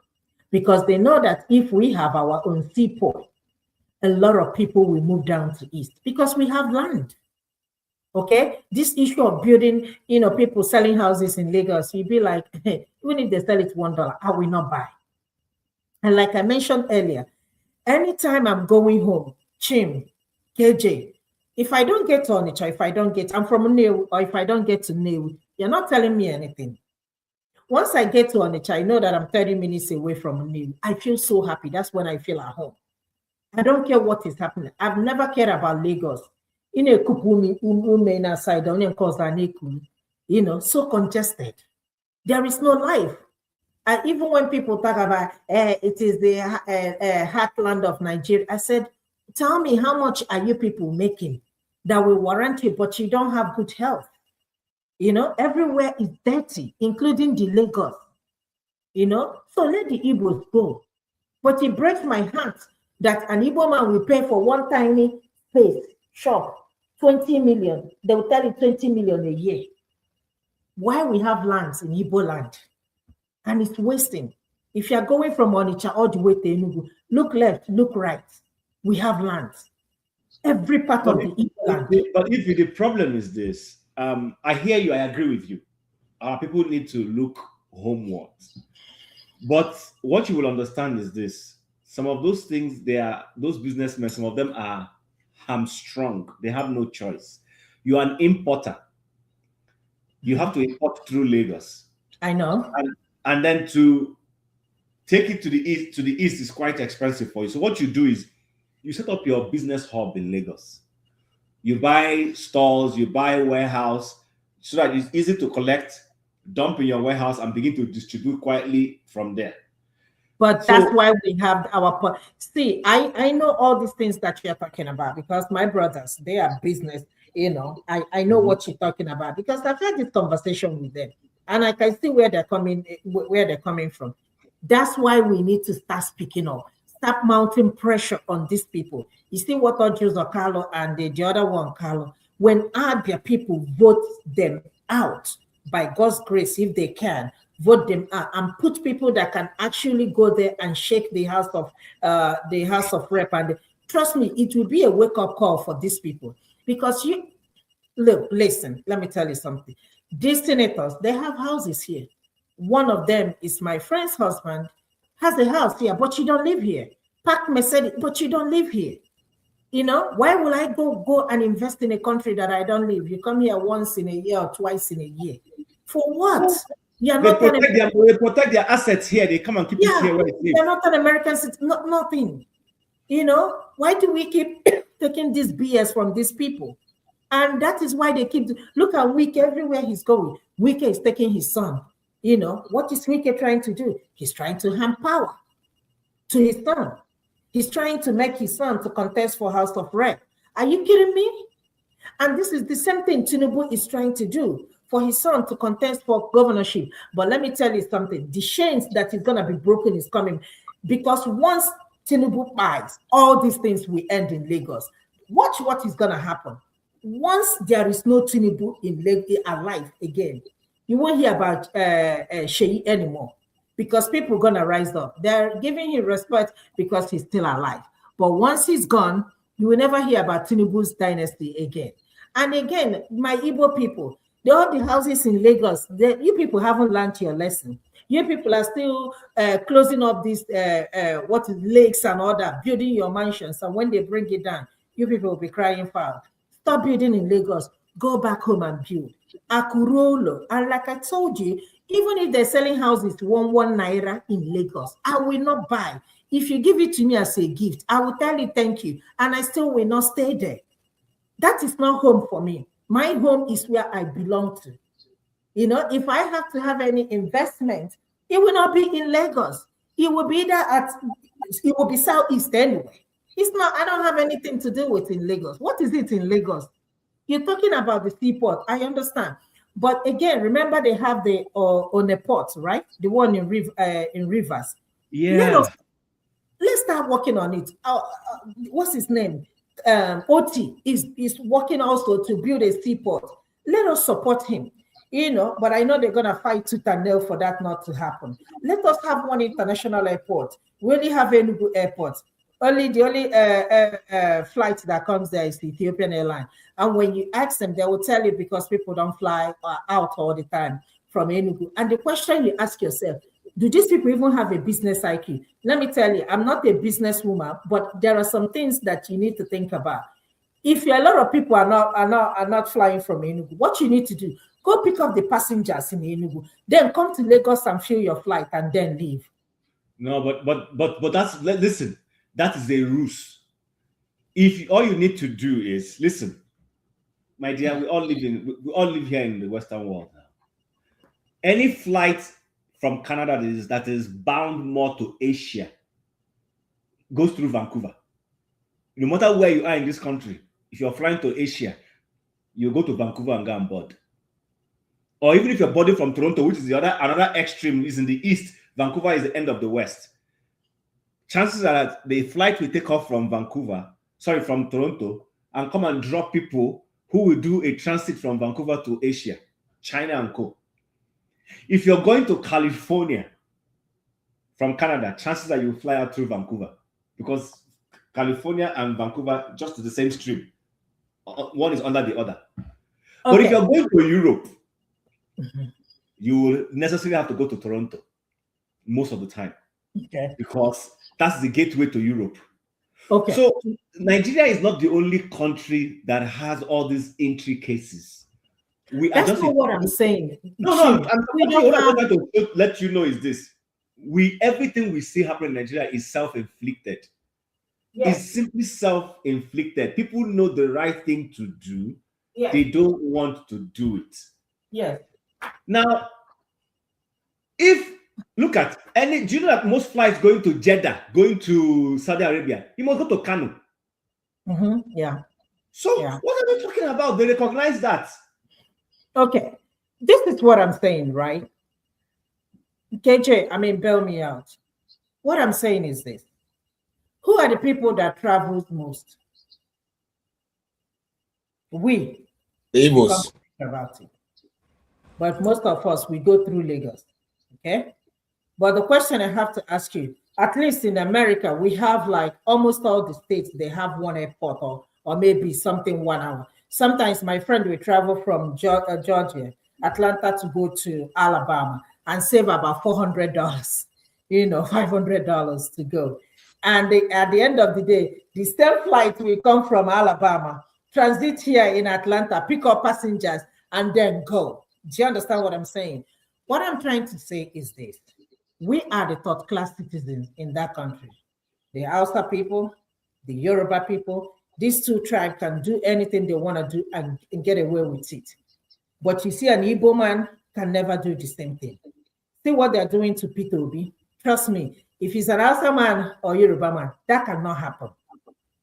And all they are trying to do is not even only about Peter Obi. They don't want any Igbo man to ever be president. So why should we allow that to happen? Why can't we fend for ourselves? When my father, before my dad passed, he always say, Aga Biafra. I've already said it so many times. Ojukwu, my mom's younger brother, is married to Ojukwu's sister. Ojukwu's house is a walking distance from our house. My father will always say, Aga Biafra, Njibo Amahife. And I've said it so many times. And he will always say, look around the Igbo environment and ask yourself, did you see any Unyausa, Mawuni Yoruba, Unoya, dia Okirikiri? Or say nobody. And when the day he made that statement, I thought about it. You don't even see them. And just recently, they started living in southeast and doing one thing. We have one that lives in our compound, very nice guy, keeps the compound clean. He's a Yoruba. Very nice. When I mean very nice, very nice. But how many of them? Come to think about it, how many of them? But Igbos, just this Christmas, Igbos went to celebrate Christmas. Lagos, they came about Osara. Itopupin in Lagos, they know there, just because of Igbos. And you're telling me that everything they are doing is not because of the Igbos. Then build, if you feel that they are useless or they're not useful in that country, let them go. Do you know why they don't want us to go? Because without us, there will be no Nigeria. I'm sorry, anybody can call me anything they want to call me on the comment section. I don't give a hell. I don't care. But that's the truth. Let us stop lying to ourselves. My best friends here are Yoruba. I've called them out here on this platform. I love them today. And they will tell you when you argue or talk with them, they will be honest with you and tell you, that country is not supposed to be in existence. They will tell you. Let us be honest with ourselves. See what is happening in Nigeria. Is that a country? Nigeria is not a country. Also, if you say that, I agree with you. But we use that word country, my brother. Where do we get from here? Is this TM or somebody else? Ching ching. Oh yo yo. In a kind of case, think a 16-year-old not a high school. Where is he? Has he gone off? CM. Let him put his camera on so that we can bring him. Put on your camera now. He's not hearing me.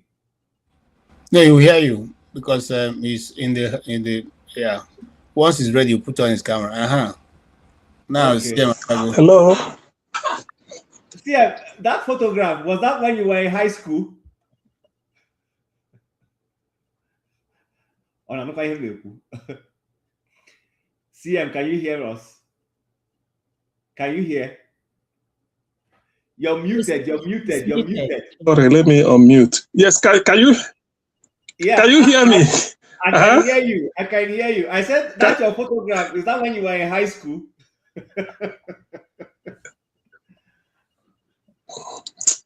No, I was. Chim, good evening. Good evening. What is early morning. Good evening. I trouble me joined earlier, but all I burum so Nokataze tete. Where for no kado on? I didn't know. They were looking for you to come and I listened to you about Soludo. I listened to you about Soludo and the disaster in Onitsha. I think objective view was given by KJ, and I like the way KJ analyzed it. KJ had a very, very insightful, intelligent view. The problem with Soludo in leadership, when you have anthropology, you have to know the culture of the people you lead, how you give them. That's why in the North, they protect the bandits and terrorists. That is their culture. They feel they can do it. You can't sacrifice your people because you want to please somebody somewhere else. No, it doesn't work that way. But one important point people fail to understand, or you people miss, even, every month, those people pay tax.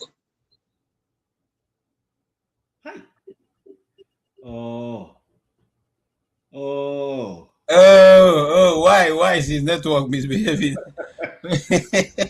Because CM, because if you can UK, how can UK not have good internet? I don't know. What he said is what when Soludo made that analysis, what he said was what I thought about. Yeah. These people are paying every month. They pay you complete tax. They don't minus Mondays. But KJ, I said it here, and somebody said I was saying nonsense. I said, hold on, Monday or no Monday, don't these people pay tax every month? I said, you heard it. Again, So it your goes money back is to what I'm your money saying. is complete. This is not Okay. a democratic country. Honestly speaking, we do not have no business practicing democracy in Nigeria. It's not going to work for us in Africa. That's not what we practice. Because if you tell me that we are practicing democracy in Africa, I will look at you, I will even cuss you out. So let us not lie to ourselves. Let's find out something. Find what can work for us, because this is not working. I agree with We might as well just tell somebody, Tinubu, go ahead and get your second term. And like I always said, after that, you tell a German to, go. You tell a Galaman to go. All the ethnic groups, since that's what we want to do, then we go from there. But I hate when people talk about voting. Our vote doesn't count, because we all saw what happened in the last election. That's not democracy. The election result that's supposed to be announced within 24 hours, immediately, within 24 hours. It took them how many days? You told Listen, us there is a glitch. CM is back. Okay, go ahead, August CM. Good evening, sir. CM, can you hear? Hi. Yo, we can't hear you. Okay, I'm back on now. Yeah, no, go ahead. Go ahead. Go ahead. Okay, you can hear me now. Now, the next, before they attack me again, the next point I want to make is this. Apart from tax, every market pays security fee. Do you understand that? You people forgot that. So those Onitsha traders are paying you security fee to the government. Are you protecting them on that Monday? Do you see it? So that's what people forgot. They pay security fee different from tax, which means they are giving you this tax based on how much they earn from their profit. Pay as you earn. The insecurity, take this extra because you are the state. Protect us. So government has failed. You don't have to go and lock them. If you can provide security on the Monday, that settles it. It's not enough telling them to come out. So that is the mistake. And that is what Soludo forgot. And that is what they are going to argue in court. And they will defeat the government. They provide you security. On a particular day, they feel they are not insecure. What security did you provide for that day? Because they pay for it. And like AJ said, you cannot say they are paying you tax for 6 days. For 5 days of the week without Monday. They are paying for everything. So you have no right shutting the market down. Then if I'm to bring a little bit of sentiment towards it, Soludo disappointed me. He failed woefully in that aspect. Do you know why? How on earth, after what happened in Imo State, the hatred Ndi Igbo have for Hope Uzodinma, apart from moving from fourth to first, that is out of the people's hand. That is purely Buhari's and Fulani machination. Hope Uzodinma invited the Janjaweed called Nigerian Army to come and be shooting people in Olu. Have you ever heard that any state governor in the north said, federal government, bring army to this local? They don't do it. So why should Soludo go and bring army out to come and be pointing gun, let alone if they didn't shoot? Why? It's an assault on your people. You don't try that. You don't try it. They said in Enugu, Peter Mba wanted to do it that way, but the thing died naturally. As a matter of fact, they're even missing the point. If you ask the people, why do you shut down this market? Why don't you come out? Remember, you are paying tax and you are paying security. Why are you not coming out to do your business? They say, look, it's like they are mourning Nnamdi Kanu, or maybe their solidarity with him, that because he's there, we felt that this is, some people are remembering Nnamdi Kanu in prayers. Some may decide that, let me forfeit my 1 day profit or business because of him. Yes, somebody said it shouldn't be class. Maybe Chi may decide to do it. It doesn't force me. No, they're not forcing each person. It's not by force. They decided on their own. They said if they can shut down for 3 months during COVID, what is 1 day in the week? So Soludo from every angle, forget about it. It's what they call emotional intelligence, like Valentine Ozibo was saying then. I now understand what he meant. On this score, I'm not with Soludo. he failed it woefully and I'm disappointed. You don't do that. Okay, you say you're an economist. They shut down for one day, you want to shut down for 1 week. Who is losing? Onye jere ịchụ igwurube ọkpọha ụmụnna ya nke fefuru efefu onye ka ọ ghọrọ ahịa. Ị na-eje ije gba nkwube ndị ọgọgọ ịma na iru ebe ahụ ọgụ ka a ga-eri gụnwa bụ dị mmanụ na-abịa ịnụ nwaanyị nkụ ka a na-eri ibukọrọ mmanya na nri iji akpọrọ ndị ụmụnna ya eruo ka ha ritekwuo ya ọtọ nọsensị ndị Igbo ịkpọ ha je onye ka ọ ghọrọ.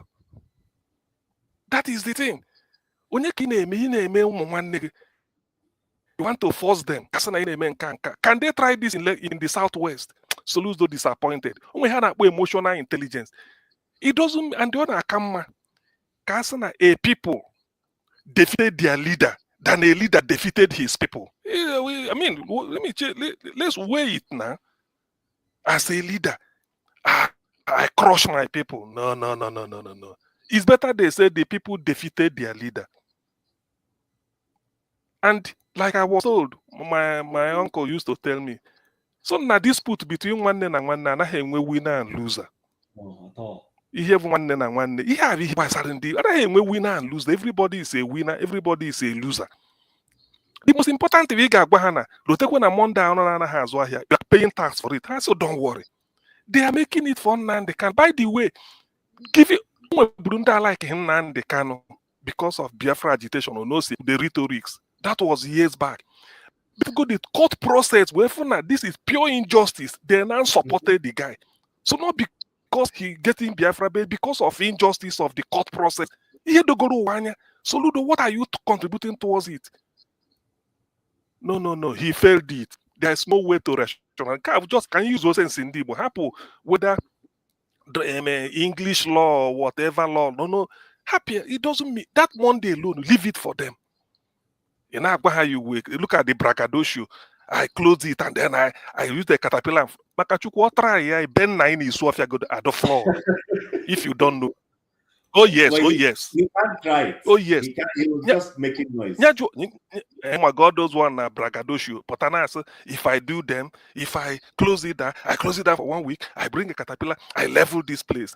This man, other kaburo mentality. Abago isi. Hope ụzọ dị mma pakịrị Rolls Royce na ọmụma his hometown na ọ na Owerri na-aba mba eje ebe ahụ level ọ dị nwedite n'ọkụ ike egwu ya.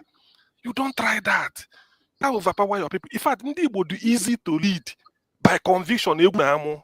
This thing will just go away. That's what Peter Mba used. The thing die in Enugu. It doesn't mean that in Enugu are like Nnamdi Kanu, they are not in sympathy. But you don't come with force to come. Who are you? Some people look, 1 year, they can be eaten. And you can't hold Igbo, man. They move they have other outlets where they will transact their businesses. Exactly. Then the shame will be on you. Okay, if they put a caterpillar to come and be leveling the place, shop level here, Julie. People even those people who level right, they will now look at and say, look, we thought the place is an open, the shops, the warehouses are open. In a level for there and Kiji Vuronye. Mbafo etekaka, they used to tell us, Mbafo etekaka, nyana onwe see. No matter how long, no matter how far a year will be, just give it 6 months, it will round up. Yeah. Soludo for the phone. So the man disappointed the big time. I never expected him to be. Even the rhetorics on it, who go on self, how can you be talking that? How can? And shorten, look, you don't do no economics. His professor, well, he's economist. You can cut your nose to spite your face. And you may even say, okay, let me raise the small tax to frontier and with her. How will you raise the tax? How will you claim one because on have kuzi and can I may lose the tax on Jakuja Bogote. People wake say, okay, what will it cost Soludo to put over no field normally security? My people say it shall go beyond Isha without security. Kaina go on a Monday. Let's see. You can't. It's and they what is on board. It's not done that way. Emotionally, he's not intelligent. I don't like it. He disappointed big time. You can't handle. KJ said it better. You can't handle Ndibo like that. It's the people you are ruling. That is part of leadership. Even a company's organizational culture determines the culture of the organization, determines their business pattern, their profit, everything. Management will tell you. That's what we have. I think part of them used to say it. And then we have organization, culture, and productivity. That's the way it relates. Soludo messed up. Please. Tinubu, Sanwo-Olu cannot write in the southwest. Yoruba will tell him. In the north, the way they protect their own, albeit that they have job, but they protect them. I don't like that. Even then, on a report, in Wagona, every state is army. They don't do it.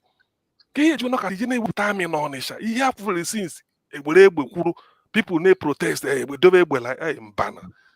It's a shame. It's a shame. Ezioku, I'm disappointed in Soludo. Nobody should support him. Although no my here game, only you can idea ka okenye ji agbara ehi ọsọ ọkpọ another meeting. So as a result of that, I will continue to consult widely my politicians. I will continue to consult. There are a lot of influences from abroad. You make a man. Emepekwa shop onye ọbụla na-emekwa ihe ị na-eme, so we consult widely kama nwee ike, so we learn every day. Ikwuo ya na agbaghara but ọ bụghị nke ịkpa na-enye iwu ịkpọchie ilevro ka gịnị mee i close your school down. Who are you? Ilevro the place is warfare. We never know peace till where maybe they know it, man. Ebe thousands if you short billionaires, if you make their business, governor. Who are you? Kiji Onyeka. And again, he can come there on Monday and tell people to come and trade. I will come with my security and trade with you people on Monday. You have to assure these people. But you're not doing that. Instead, you are threatening them. When you threaten people, they will be like, oh, I don't know who you were. Can be those no gets double women. So, like I said, I don't know, you guys said it. I didn't expect that from him, so-called professor. No, but all of you don't expect. You keep saying you don't expect. So Soludo is positioning himself for higher office. And I think he's pandering to people. And this is the highest he can go, Soludo, honestly, because he might try to run for the president. He's not going to get there. Listen. There once upon a time, they lived in one called Dr. Kingsley Mbadiwe. Mbadiwe will win an election in every part of Olu senatorial district. Obiana run this zog or that flat. Do you know why? Soludo winiaka to the Ocho president. I don't care whether my Ndukogi, my Yoruba Bienisi, Pifro Ndibo, Anambra. That could about P2B, and now with their legs out here, imagine people are so let's put their legs out. Soludo na time in a hill, he disappear from the scene for years. You don't come and wound Bariandibo like this. So why? They voted for you last November.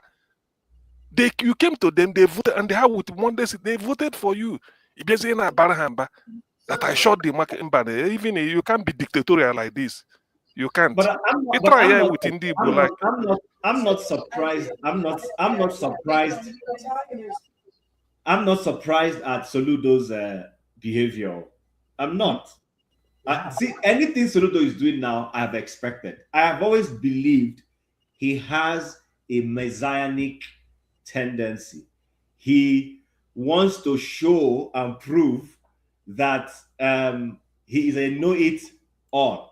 That is the Soludo that I know. I don't know the one people know. The one that I know that I have always seen is an ITK, a huge one. So my disappointment, Alvarado, that now he even did that. My disappointment is in the fact that he failed first and foremost, like you said, CM, to realize he's dealing with his own people. His own people. Exactly. Do you understand? There's a way you deal with your people. You understand? There's this saying that now, when the chicks go astray and the hawk comes to pick up a chick, Mother hen first does what? First protects the chicks after he has Yes. driven the Exactly. hawk away. The hawk. He comes back to scold this thing. But that is not what some of these people are doing. People like Odjus Okalo, Soludo, Benjamin Carlo. I can keep on. What's his man? The man from Ebonyi State. That one is even annoying. That guy is Mahi. Mahi. That man is. I think Omahi, I think Odi, my friend, One Africa, I think Odi is from Abia and they're Afipo side. I think that Omahi, No, Odi only Abia State. Afipo is in Abia. Okay. Afipo is in Ebonyi. Okay. I'm around Chim and the KJ there. I know their villages. I know their houses, but they don't know. Okay. Is he Chim? I mean, if you can concur to this, I think we're Anambra. We from Monna. Also, the biggest millionaire in the world. He didn't meet no Monna. Somebody can dress you down. Of course. And they can carry Monna. Chineke we chọọ ịkpọrọ ọkụ iwe sị na o nwere ihe nwada mere gị that your billions ije eji ikpere ha you see that is, you should know your people.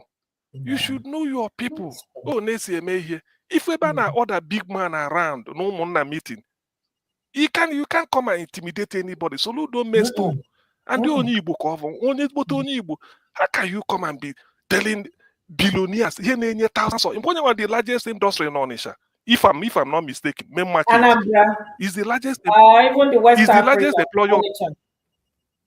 Is the largest employer of labor. Is largest because if you're not baby every morning, need troop to go and open shops and do the troop. That is the largest employer of labor in Anambra State and generated the heaviest revenue. Microphone in a baron. Somebody sooner they can decide let that place be shut down. That they will be still doing business somewhere. On the any Igbo man can't survive with civil war. What is Onitsha? But Soludo is a shame. Nobody keep way to that level. He didn't handle it well. I don't think he didn't handle it well. One Africa. Yeah. Good evening, everybody. Kanzu Kondibo.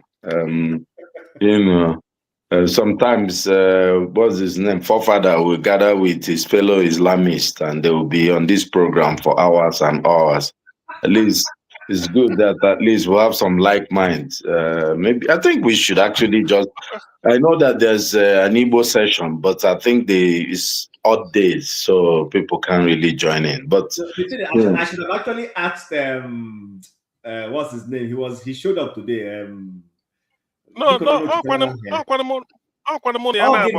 the thing. Come at the timing, Friday night. It favors those in the US more because I will go 1 a.m. UK time, Friday. And most of us, Saturday, do pretty useless. You can't function. But you don't have US, maybe 6 p.m., 7, it will go Friday and that. So it favors them more. It doesn't mean we will revive it again in the light of I think if you revive it, people, because I like some of the things you guys are discussing. The beauty of Ndibo is that we have diverse opinion. We've lived free forever. We had nobody calling himself king, all over us, except people who are closer to River Niger. Any other person who calls himself king around that side, those people are warrant chiefs. They are criminals. You see, anybody around Abia State, except maybe 1 or 2 communities who have organized sort of, some,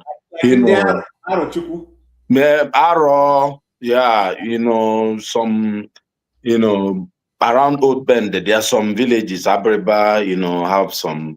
But if you see those Ungwa, Mbise, all those, anybody that calls himself king, that can trace, said his grandfather was a king, now claiming kingship or calls himself prince, he's a product of a warrant chief, and they were saboteurs to the white men. It's true. And they go and trace the history. So, I agree with you. And because we've been always free to say our mind, in as much as, look, Soludo is one person I really dislike in the East, right? And he's just really from grace to grass. You can see that he's dancing azonto to a particular audience. He's trying to impress some people. And he's an intelligent guy, when he wants to do the right things. Funny enough, I do agree with him to find a way to open up the markets on Mondays, but, 100%, I'm from Abia State. In Abia State, there's nothing like sit at home on Monday, for the larger part, I was just in the East. On Monday, on Mondays, I just don't go to Imo State, because there could be skirmishes, But you usually inside Abia State, you drive around, you go from Enugu, you go to Abia. It's very safe. And, for commerce and for our people, it makes sense. If we had said, okay, let's convert Monday to Saturday, I think people thought about that at some point, and just say, okay, let's fight because of Nnamdi Kanu or something. Would have been, but you can't lose 3 days in a week. Civil servants don't open, many banks don't open, though banks in Abia State are opening on Monday. I know I went to bank on Monday in Abia State. But, for Anambra not to have any type of commerce on Mondays is really very hard. But the idea of, telling people that if they don't open, trying to do it by force, you can't do that. That's just the problem. Ndibo, just want people that you can do anything, but if you tell them that they must do this, they will do the opposite. And this is just us, the idea that you can come and just tell a bunch of, look at those men in Anambra, you tell them that, they'll tell you to go to hell. Even the junior ones are the ones that will be your problem, So, I don't know. I think so. He's a smart guy, but he's a very extremely poor leader. And he has showed itself, his pettiness with P2B, his jealousy, his deep-rooted jealousy. He's just a small person. I'm sure you had this kind of people in your primary school and secondary growing up, and those kind of people. He falls within that. It's just for how much he did for Nigerian banking sector and the pettiness he's showing as his, it's just, it's a shame to even Ndibo, because, it's one of the people when you talk about Ndibo, you can't diminish what he's done or who he is. But now, even in Anambra State, he's a sitting governor. When people are waiting for B to come so that they will just disgrace him, it's just, it's terrible being him, that your people love somebody else, like you have a wife and your wife likes his ex-boyfriend, anytime he comes around, there's something about her. That's what's going on. And the man is just, it's a problem. But anyway, that's, I don't think it's very important. And I think Anambra people they will sort themselves out. I hope he doesn't try to use violence. I hope people don't lose their lives. But he brought, One Africa, he brought out the military for peaceful protests. For what? Yeah, that's a poor leader now. No, but the good thing is the police commissioner or police personnel who is managing the situation there was bold enough to tell him you can't force anybody to go to market. Simple. Yeah. No, you can't. He's going to contest for presidential election. Okay? Yeah, he believes somebody told him that that is his turn. So our history will be, so our history is similar to, when I watch, the Israelis, their history, you can see how you always have all these people who connive with outsiders, you mentioned, what's his name? The Ebonyi State former governor. These are the people dancing around. They say when it's the turn of presidency for Igbo, it will be They will be there. You know, when these people don't know history, you know, the history is littered with people like them. You know, Ogbonnaya continue to do that thing. See, if you ask any northerner, he will tell you, Ogbonnaya, a very good man, very good man. But whenever he says it's my turn to lead, they will throw him into the dustbin. But in the last election, when he thought it was his turn, he came to the podium and cried. Say, when will this stop happening? His brother is there. That one is even less educated. Ogbonnaya at least was a straight A student, you know, first class guy, intelligent guy. You know, he was a very poor governor. You know, I'm from Abia. He was a terrible governor. I think, you know, this Abia State has been so unlucky. The only person that we had was Ajobena that did any type of thing before. One Africa, no, not Ajobena. No, Ike Wosu is Ike no. Wosu. Ajobena started. No. Ajobena gave us that. You know, I'm telling you the truth. You know, Ike Wosu, what he did was more of discipline. I'm talking about infrastructure that you can. You know, Ike Wosu was telling people not to wear short skirts, and you know, it was more of Idiabon. You know, that's what he was. You know, he's a soldier now. He's a military man. But you know, I'm talking about, you know, any type of infrastructure at all.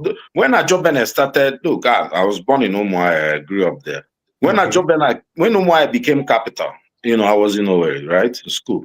When we had running water, the water works started working. Every tap, the guy started laying pipes and everything. It became a city, right? You know, really. Bought transformers, but they bought all these, you know, I think waste disposal things. So the guy really brought in infrastructure. You can also, I think most people are happy with him. You know, he had a short reign.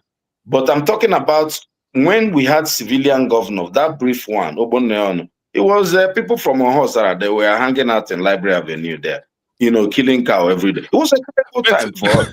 I don't know why I'm talking about Ogbonnaya, but it's just that I had a sting with him within that period because I was in government college then. And two of his students were my juniors in school. So I remember them being brought to school by state security and everything. That's one of the closest things. And then the fact that he kept talking in hyper fallopian ways, talking about how he was going to talk exactly what Soludo is saying, although people are saying Soludo is building infrastructure. This guy kept telling us he was going to turn Nigeria into a technological center. Have you forgotten that? Obuaku City now. You know, that Ojus Okado has that have destroyed. Okay, you know, but anyway. you see, maybe the English people will say it has to be bad to be good, or it has to be worse to be better. So, you see, Abia is now on top. Do you know why? I won't forget what Alex Oti said. The day national grid collapsed, so people were telling me, said national grid in Nigeria collapsed. Abia is not among. Abia is not on national grid. So, in other words, it's a record. Abia is getting it right now. I wish that this idea of a second term, maybe for governors, let them give the state assembly the right to change that law. Let Alex Oti continue until the day he feels he can't continue anymore, then he can retire and then go home. The man he's really an administrator. He understands. It's not that there are no issues, but when you see him talk and the way he carry the humility, it will sweep you off your feet. Let me just sorry to interrupt you, CM. There's something I really want to say. This Tinubu, look, I like Tinubu's government. Why? Because Tinubu has brought out. There's somebody that said it. I think is that's your bad guy. Said there are many people who would have died with honor. There are many people who would have escaped. And wouldn't have known their true colors. This. We even thought this former Ebonyi governor was a human being. And Soludo and all this. Tinubu has turned everything around. And we have, we can see everybody for who they are. And, look, he has favored, even in the East. I know people give hope or they may have hard time. I just came back from the East. The man, for whatever reason, I don't know what he's doing with Tinubu. The man is doing fantastic in Imo State, infrastructure-wise. Anybody, Abia State, of course, is doing very good. Enugu has had a good run for some time. I'm even finding it hard to judge the guy in Enugu. But what I'm saying is, it's not all too bad for Ndibo, and that's why personally. Go ahead. But Enugu is a one city state. That's one. Whenever people bring in compare Enugu and the Abia or Anambra, Abia is at least 2 or 3 city states. The same thing with Anambra. Enugu is one city state and former capital of Eastern region. All you need to do is to repent independence layout. That is where you have the repentance. Same thing with Imo too. Imo too is a one city state over. That's all. Okay, to some extent, but because Solo, apart from Enugu city and Enugu remove independence layout and the New Heaven, which has been there for donkey years, with everything beautified. So all you need to do is to retouch it, and people will start shouting. Why can't he go to something like Ogu, a virgin place, or something like even in Soka University town?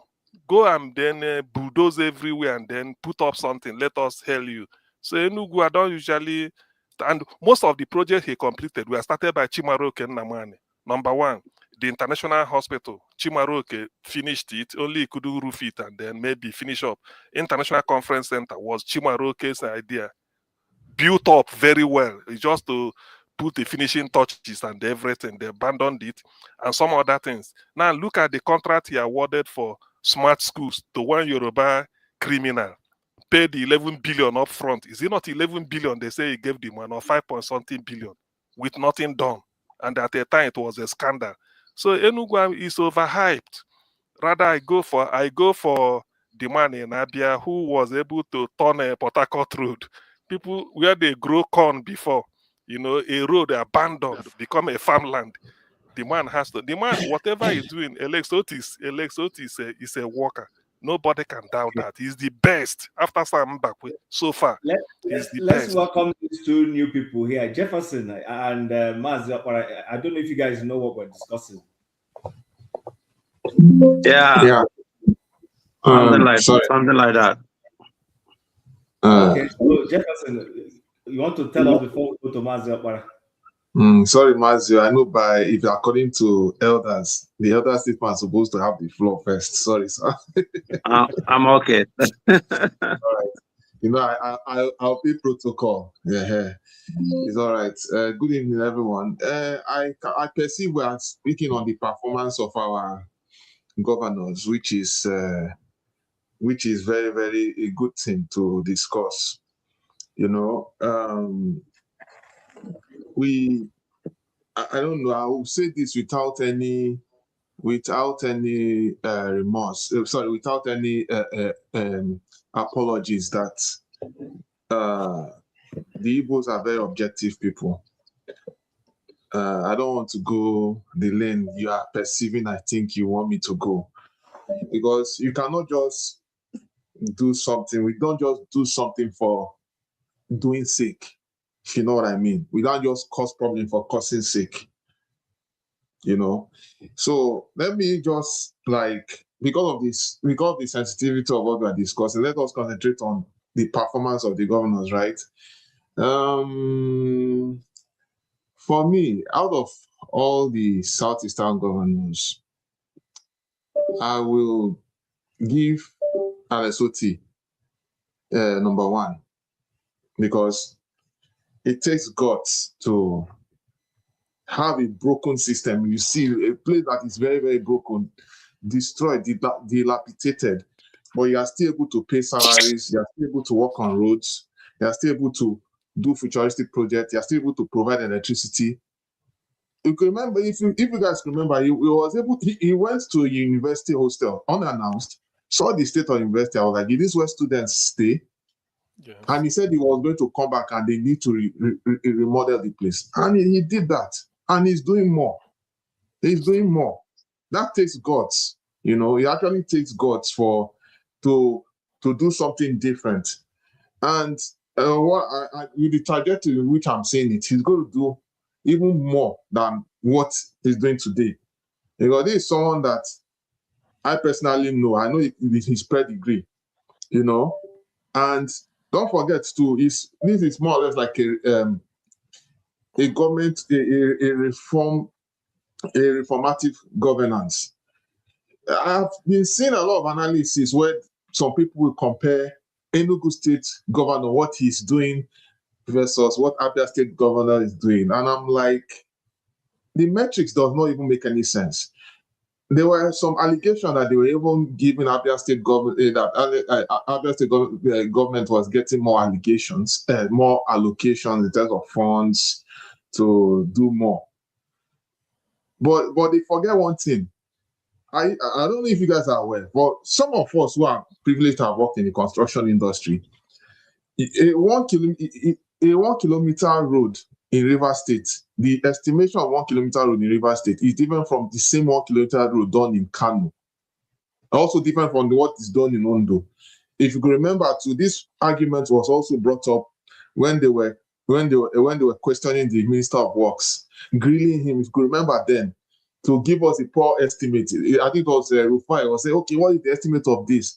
But of course, you know, and then of course the governor of Oyo State had to chime in too, and it was a back and forth about the cost of doing all these roads.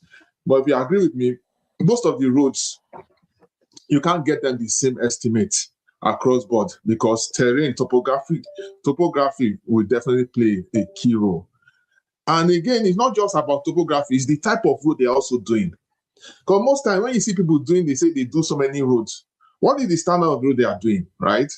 So if you look at, and if you notice that most of those is doing, he's not just doing road for the sake of it, he's doing standard road that is very, very durable, that will stand the test of time. Even before he was governor, maybe people don't know, but at the time, there was one road that he was involved in. That road, I can tell you, if you go there today, it's still standing. That is the kind of person. He does a project, but it's not just about, we're not just talking about Alex here. We're just trying to say that the kind of governance that he's giving in Abia State is not rocket science. It takes it, and the reason why people want him to stay there for a very long time is because of the objective results that can be seen. And you know, sometimes, you know, in the previous show, you know, people, I'm sorry to say, I don't want to call him before Madam will beat me. I don't need to, but let me just say it anyway. People will be like, oh, why are we celebrating doing roads? We have to celebrate it. Now, I'm not saying that doing roads is the only thing is all the only governance metrics of governance. It's very, very critical. I can tell you one thing, that having all those infrastructures, let's not go too far. We're in all the different parts of the world. There's a sharp difference between having fewer infrastructure and road, bridges, and the connected real estate and everything. When a place that lacks all these things and a place that has it, you know what it looks like, right? So if those fundamentals are captured, if they're captured from the very, very beginning, it will give a clear roadmap to where we are going as a country, right? For instance, you go to a village that has no sort of development, you level the place, you put 1 or 2 roads, and then once you put light, you electrify the place, activity starts, and then more industries will now build on it. It's just basic. This is basic common sense here, you know. It is what it is, actually, on that note. So I give it to him because it took guts. Because, I mean, imagine those 24 years. If the past governors of Abia State had done even half of what Alex Otti did, Abia State is not supposed to be where it is today. In fact, Lagos and Abia State will be at par right now. And I'm telling you, if they had done this, because don't forget, I can remember, it was like 15 years ago, thereabout, when River State used to be the you know, because as far as I'm concerned, River State is going down now because they seem not to get things right now. Once you leave the Port Harcourt Enugu Express, once you just coming all the way from the express and you're entering Abia State, it's like, yeah, forgive me, you are moving from a place of rest to a place of chaos, from heaven to hell. Then could have, if you put it in literal terms, you will literally see Maybe the from road Gaza go. to Gaza to Tel Aviv. Exactly. And then when you see that place that is bad, you'll be like, oh. So it was like a stench. So from that place of from that boundary, they'll be like, oh, Abia State, take care of yourself. And I felt really bad. Going on that road, I knew what I saw. And it took it took the initiative of this governor to make sure that that road was captured within a very quick time. And I give it to him. But many people are going to be shocked. So all the noise that all these guys are making is not, it doesn't, as far as I'm concerned, it doesn't hold any water. They are just angry that they remove the money they are chopped from their mouth.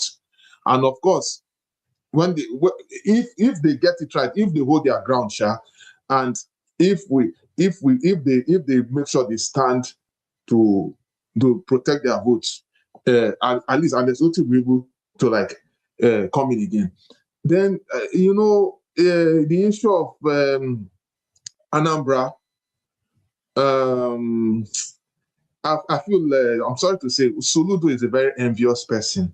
It's kind of envious because he has only done one tenure, right?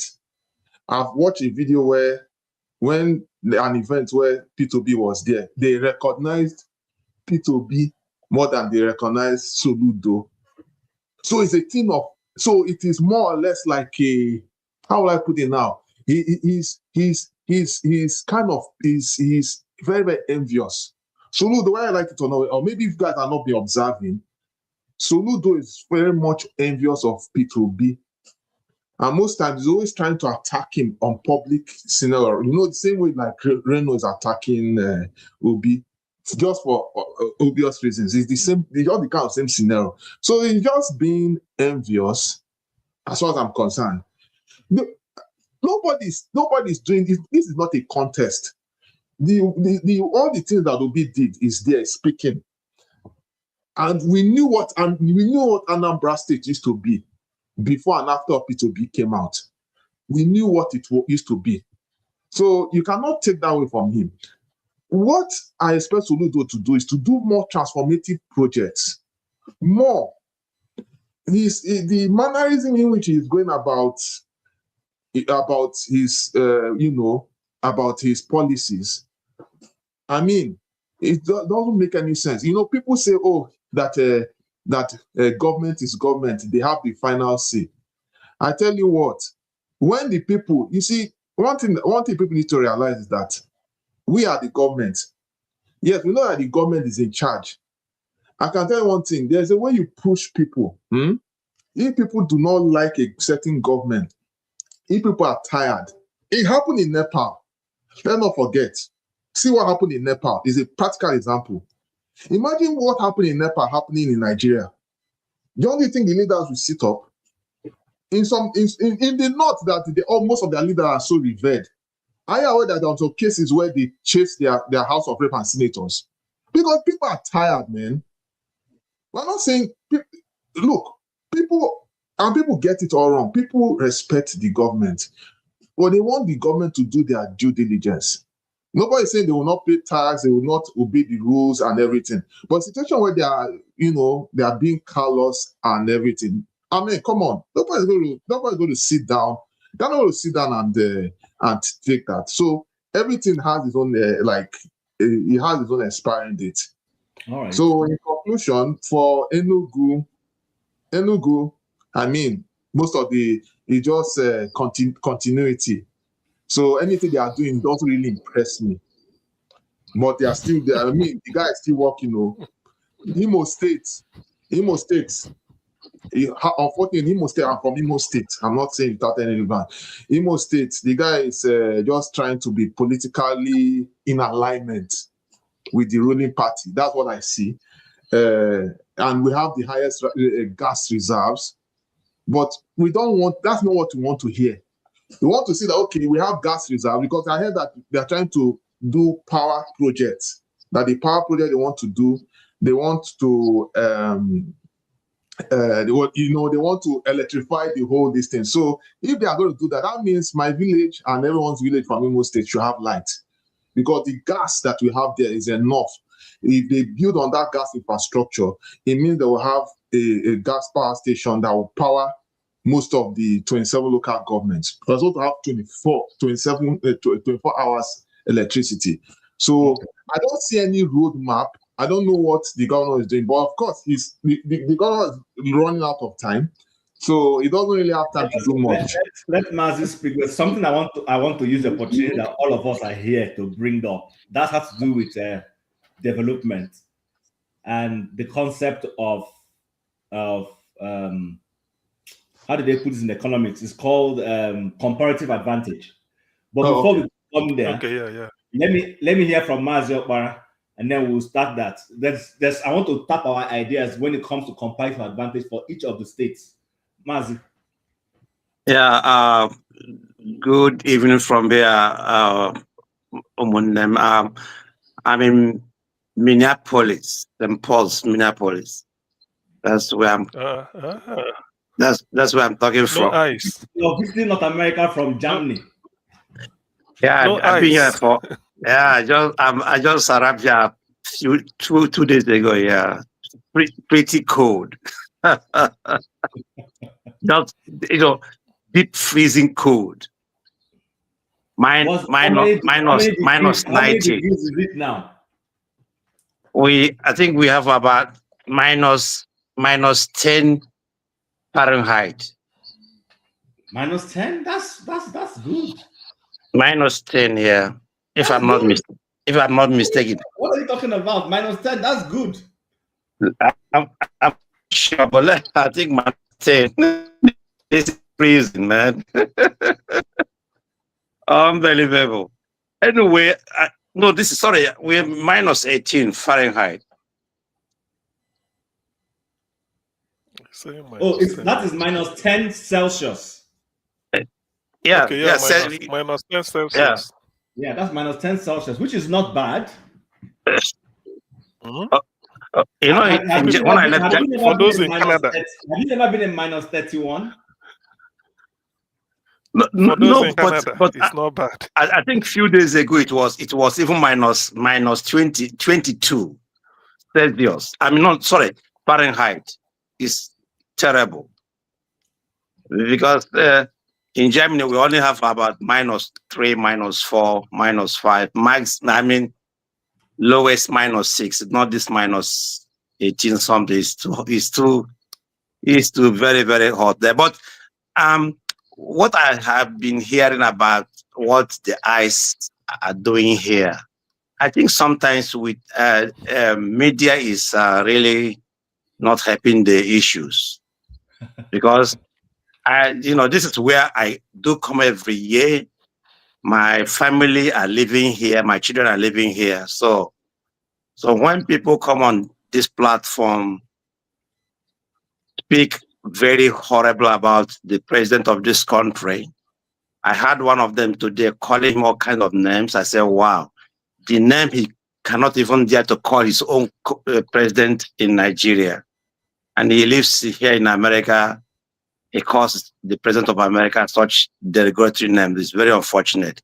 Anyway, I'm here for about, I will be here for 6 weeks, and I go back to my warmer Germany. Yeah, I heard all what you discussed today, but what surprised me was when that Frank Ruto was here, this young man, John Abba and AY, they didn't come on that show. I was expecting them to come and dispute what that young man was talking about, but I think they didn't come, or they didn't show up. So that's the kind of hypocrisy you have on this line, on this platform. Because when somebody that can punch their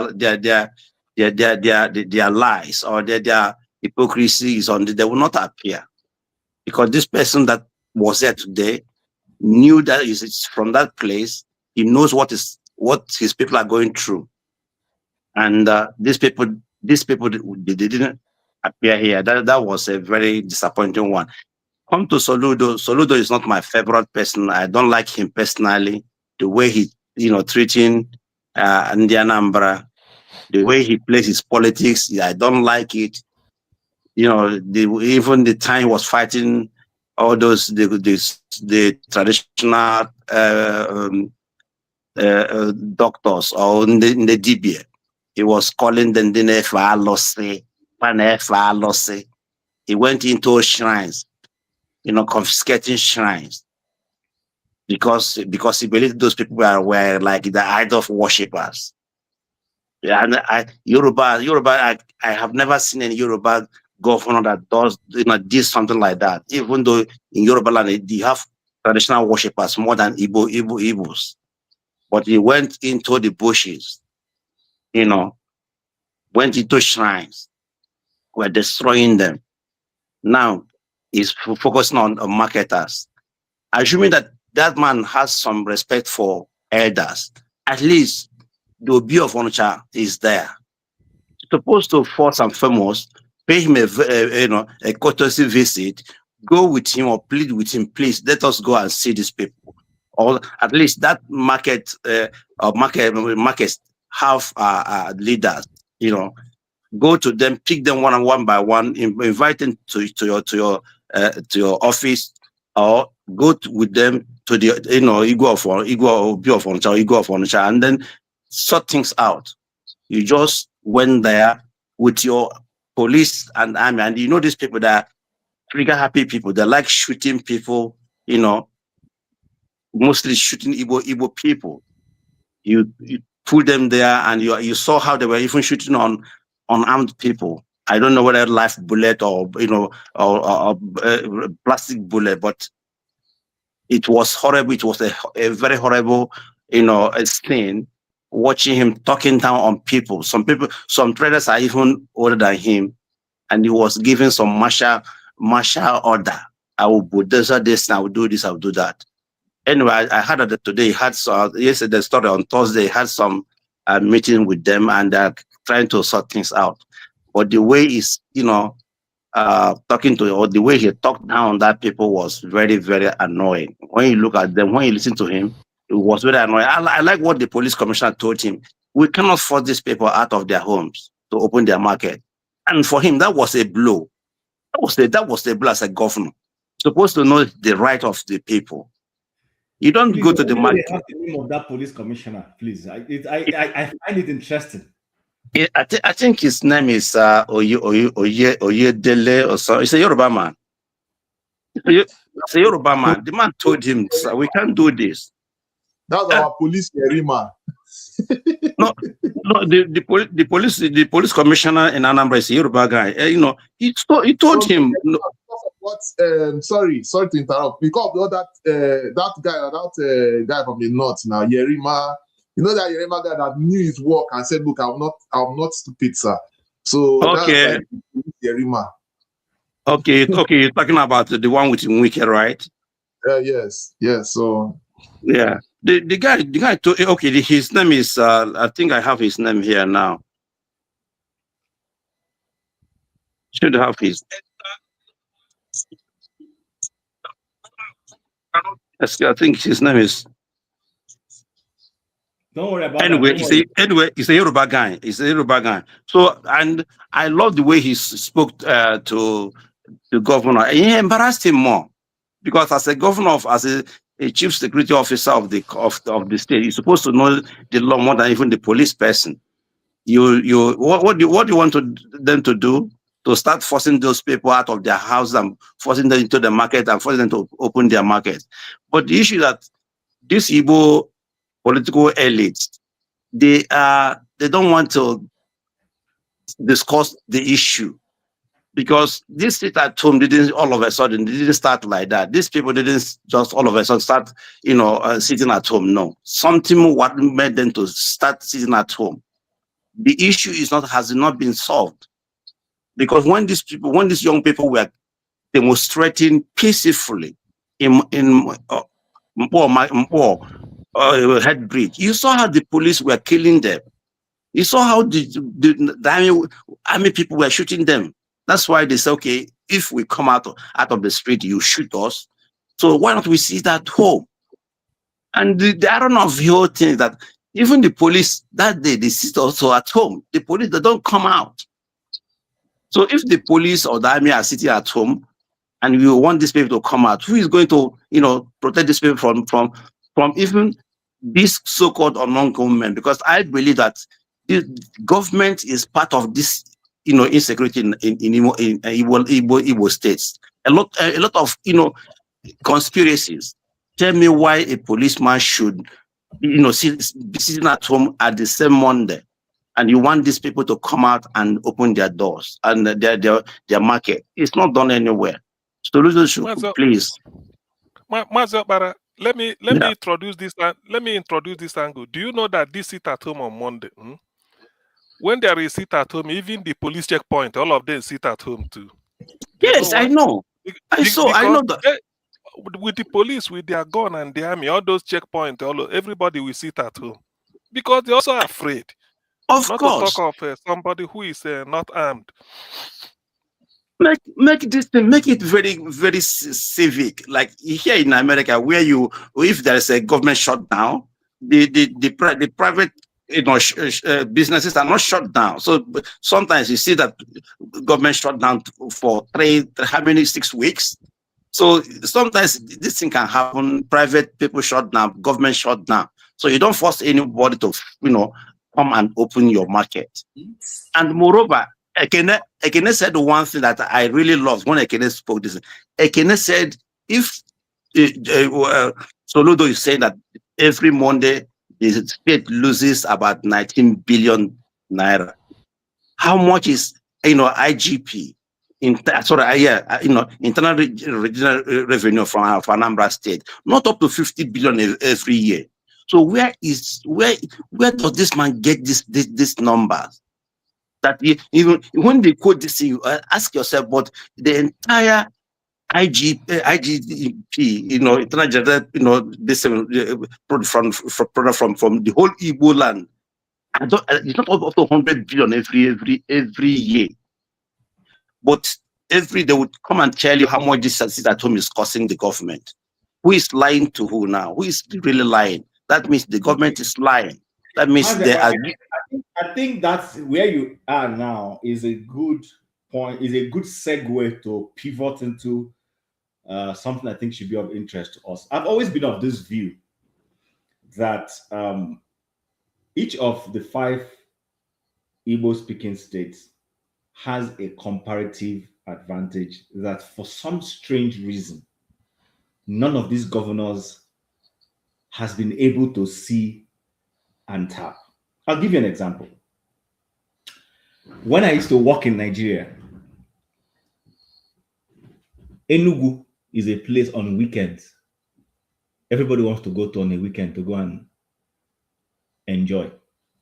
I mean, those who have lived in the East know what I'm talking about. Enugu or Owerri, 2 of those 2 places. But when it comes to business activities, if it comes to commercial, industrial, this thing, then you're talking about Onitsha and Aba. You find everybody wanting to go do trade, either go buy their supplies in either Onitsha or Aba, depending on what kind of the supplies that it is. Then when it comes to agriculture, to an extent Abia, but you see more of Ebonyi. I've been of the view, we keep crying that the federal government is not, you see this train that they put between Lagos and Ibadan, and then Kaduna to Abuja. You know the southeastern states can do it by themselves without the help of federal government. Connect a speed train from Aba Omuahia to Enugu, passing through Okigwe. Then you divert from the other way. The same train will move from Enugu to either Oka or Onitsha or Newi or whatever it is. And from there again, you reconnect the same train again back to somewhere in Imo State, and then it comes back again to Aba. You know what that will do for the economy of the Southeast? Do you know what that will do? Do you know that somebody can decide to say, you know what, I love the life in Enugu, but I'm a civil servant, or I work in and in Umuahia, but I will live in my Enugu Jeje. Every morning I'll enter the train and go to either Umuahia, go and walk and go back to Enugu. And I don't see the synergy within these governors. Sometimes I ask myself, is it that these people don't sit down to talk among themselves? So I want us to open, so it doesn't look like since we are here, this is a good opportunity. I want us to talk. What do you, based on what I have just said, Odi, maybe we'll start from here, we'll go around that way. What do you see? How can we tap into that synergy and build a common economy among that hub? Jim, let me start so that I can drop. This is a very important question, but like where I live in Germany, it's called Bundesbahn. Bundesbahn means federal rail. Are you talking about rail or are you talking about tram? Are you talking about city train, metro line? Or are you talking about rail that can carry wagons, that's containers, intercities, train? So because if you talk about rail, really rail, that can carry, dual carriage rail system that can carry. Let me help you so that you don't waste time. Let me help you. Yeah, I'm not talking about goods and services train. No, I'm talking about speed train that can make life easy. Those ones have a way of imputing the economy in an unseen way. Let me explain to you what I mean. So I live in Calgary. In Calgary here we have, right now it's supposed to be 3, but we have 2. There's what we call the red line. Then we have what we call the blue line. And then the green line is coming on stream. You know what these things do for you? If you see the fast nature, do you know how many people don't drive cars in this city? They have cars, but they don't drive it. In fact, for 2.5 years, I didn't drive my car. Why? Because I was living very close to the train. I hop on the train, I go to school. I hop on the train, I go back home. I only use my car to go and do grocery or go to church. And that car was underused for 2 years that I was going to school. Underused. But what I'm saying is this. If you have that kind of a system that helps open up the economy, we will come back to the goods and services rail. That one is a different one altogether.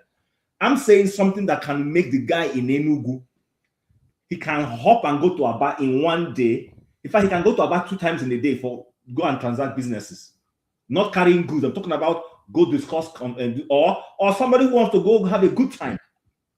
People want to go. All right. It's happening in a way. You feel like you want to go to that already. And this thing is running. South Africans, when they were going to host the World Cup, they did that. They created that kind of hub. Jim, you can only do this in a confederation. Like if we have regional government or confederation, like a ban. Rail, that this race you are talking about is owned by the federal government. I think anywhere, even in the UK where I lived before, you have all those. Where I live is owned by the city. Yeah, that's what I'm saying. Because that's what I'm saying. You live in a federation, a federal system. Nigeria has no federal system. That's where it can work. You live in a country that maintains federalism. The true federalism is working. If you live in Quebec, if you live in Toronto, anywhere you live, the government, the mayor can decide the kind of transportation that is suitable for his or her city. Not like Nigeria. This thing you are saying now is impossible for Imo state governor or let's say Igbo state governors to do because they don't have the power. That system is under. No, that's not true. Lagos State has put up. Excuse me. Lagos State is a mono. Lagos State is that metro. It's not that. It's not a train. It's metro. That's why I'm asking you. Are you talking about tram? Are you talking about metro? If you're talking about train, wait.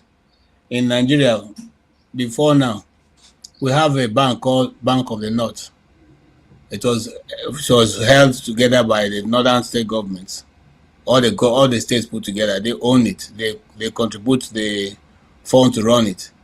Kaduna Polytechnic was one of those schools that was also built by that effort, and many other businesses like that. So what Chim is saying is, we speak one language. How come, be it that even the governors cannot sit together and initiate a project that can run within those states, and be able to increase the commercial value of the state. That's what he's saying.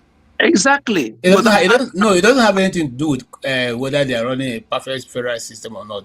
Didn't we make the way to Maradi in Niger? Yeah, but excuse me, it's a part of Nigeria. But that rare system is on exclusive list.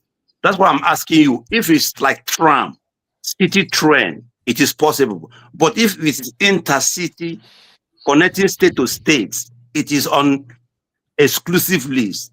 That means the federal government must give you approval for you to do that, or the federal government must do it. That's why they do Lagos, Ibadan, Abuja, Kaduna. That is a federal government project. So, state cannot even build it. Mazi, I still differ slightly with you because I think if the states really want to do it, let me buy your view that it's on an exclusive federal list. The governors can go approach the federal government and say, okay, listen, we want to improve our economy. We want to link our economy. This is at no cost to you, federal government. We have the resources to pull this together and accomplish it. I think the federal government will not say no. Anyway, but Chim, remember that when we finished building our airport in Imo State, I'm from Imo State. They refused to even commission the airport. So even they refused to call it airport until it's called cargo. The same thing in Tinubu State. The same thing in Anambra State. It's called an airport. So it's the same thing. So what I'm trying to tell you, make some research. Honestly, that project belongs to the federal government, and federal government will not allow you to do it. Thank you. Yes, OG, then CM, please. Yeah, hello. So I know Abia State, Alex Otis government has such projects, on their horizon, on their plan actually. I think I've seen a little bit of that. Personally, I did oppose it to some close people. For the reason you opposed it. Yeah, I did actually. Yeah. Okay. So I'll give you my reason. I want to use this opportunity. There's something that I like to say also about. There's this guy that came here, Obereri Nemeka. He spoke very well, and his discussion was mostly in line with what you're saying. How do we emancipate ourselves as a people? Because the truth is, after this Gaza war, this Christian genocide thing, my view about Nigeria has been changing a little bit. I'm seeing that the people that, ndị Igbo si na nnata na abụghị na obi gị na abụm n'anya,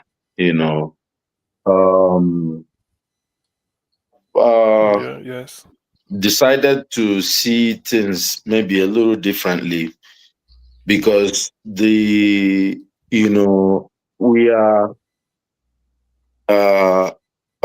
have to be very intelligent about who we are and what we stand for. And the truth is, the idea of Nigeria, we have to really look at it closely, because the people that we are dealing with don't really like us and they don't want us. And, we have to find a way to survive and develop ourselves, Even the people that we are shouting Christian genocide for, they don't like us a lot, It's very hard to say this. If you look at the bulk of the people who fought in the Nigerian army, he's all of them, right? It's very hard to say this, but we are the champions now. Even they said there's somebody in Onitsha that's concocted the Christian genocide arrangement. But, we give them space. See, when you see that one that calls himself pastor, when he comes to talk here, you can see the hatred that he has for our people. The point, about the, how do you unify the economy of Alibo and make us progress? One of the, and where I stood to oppose that railway thing. It's about the project. You know, the infrastructure we have has decayed.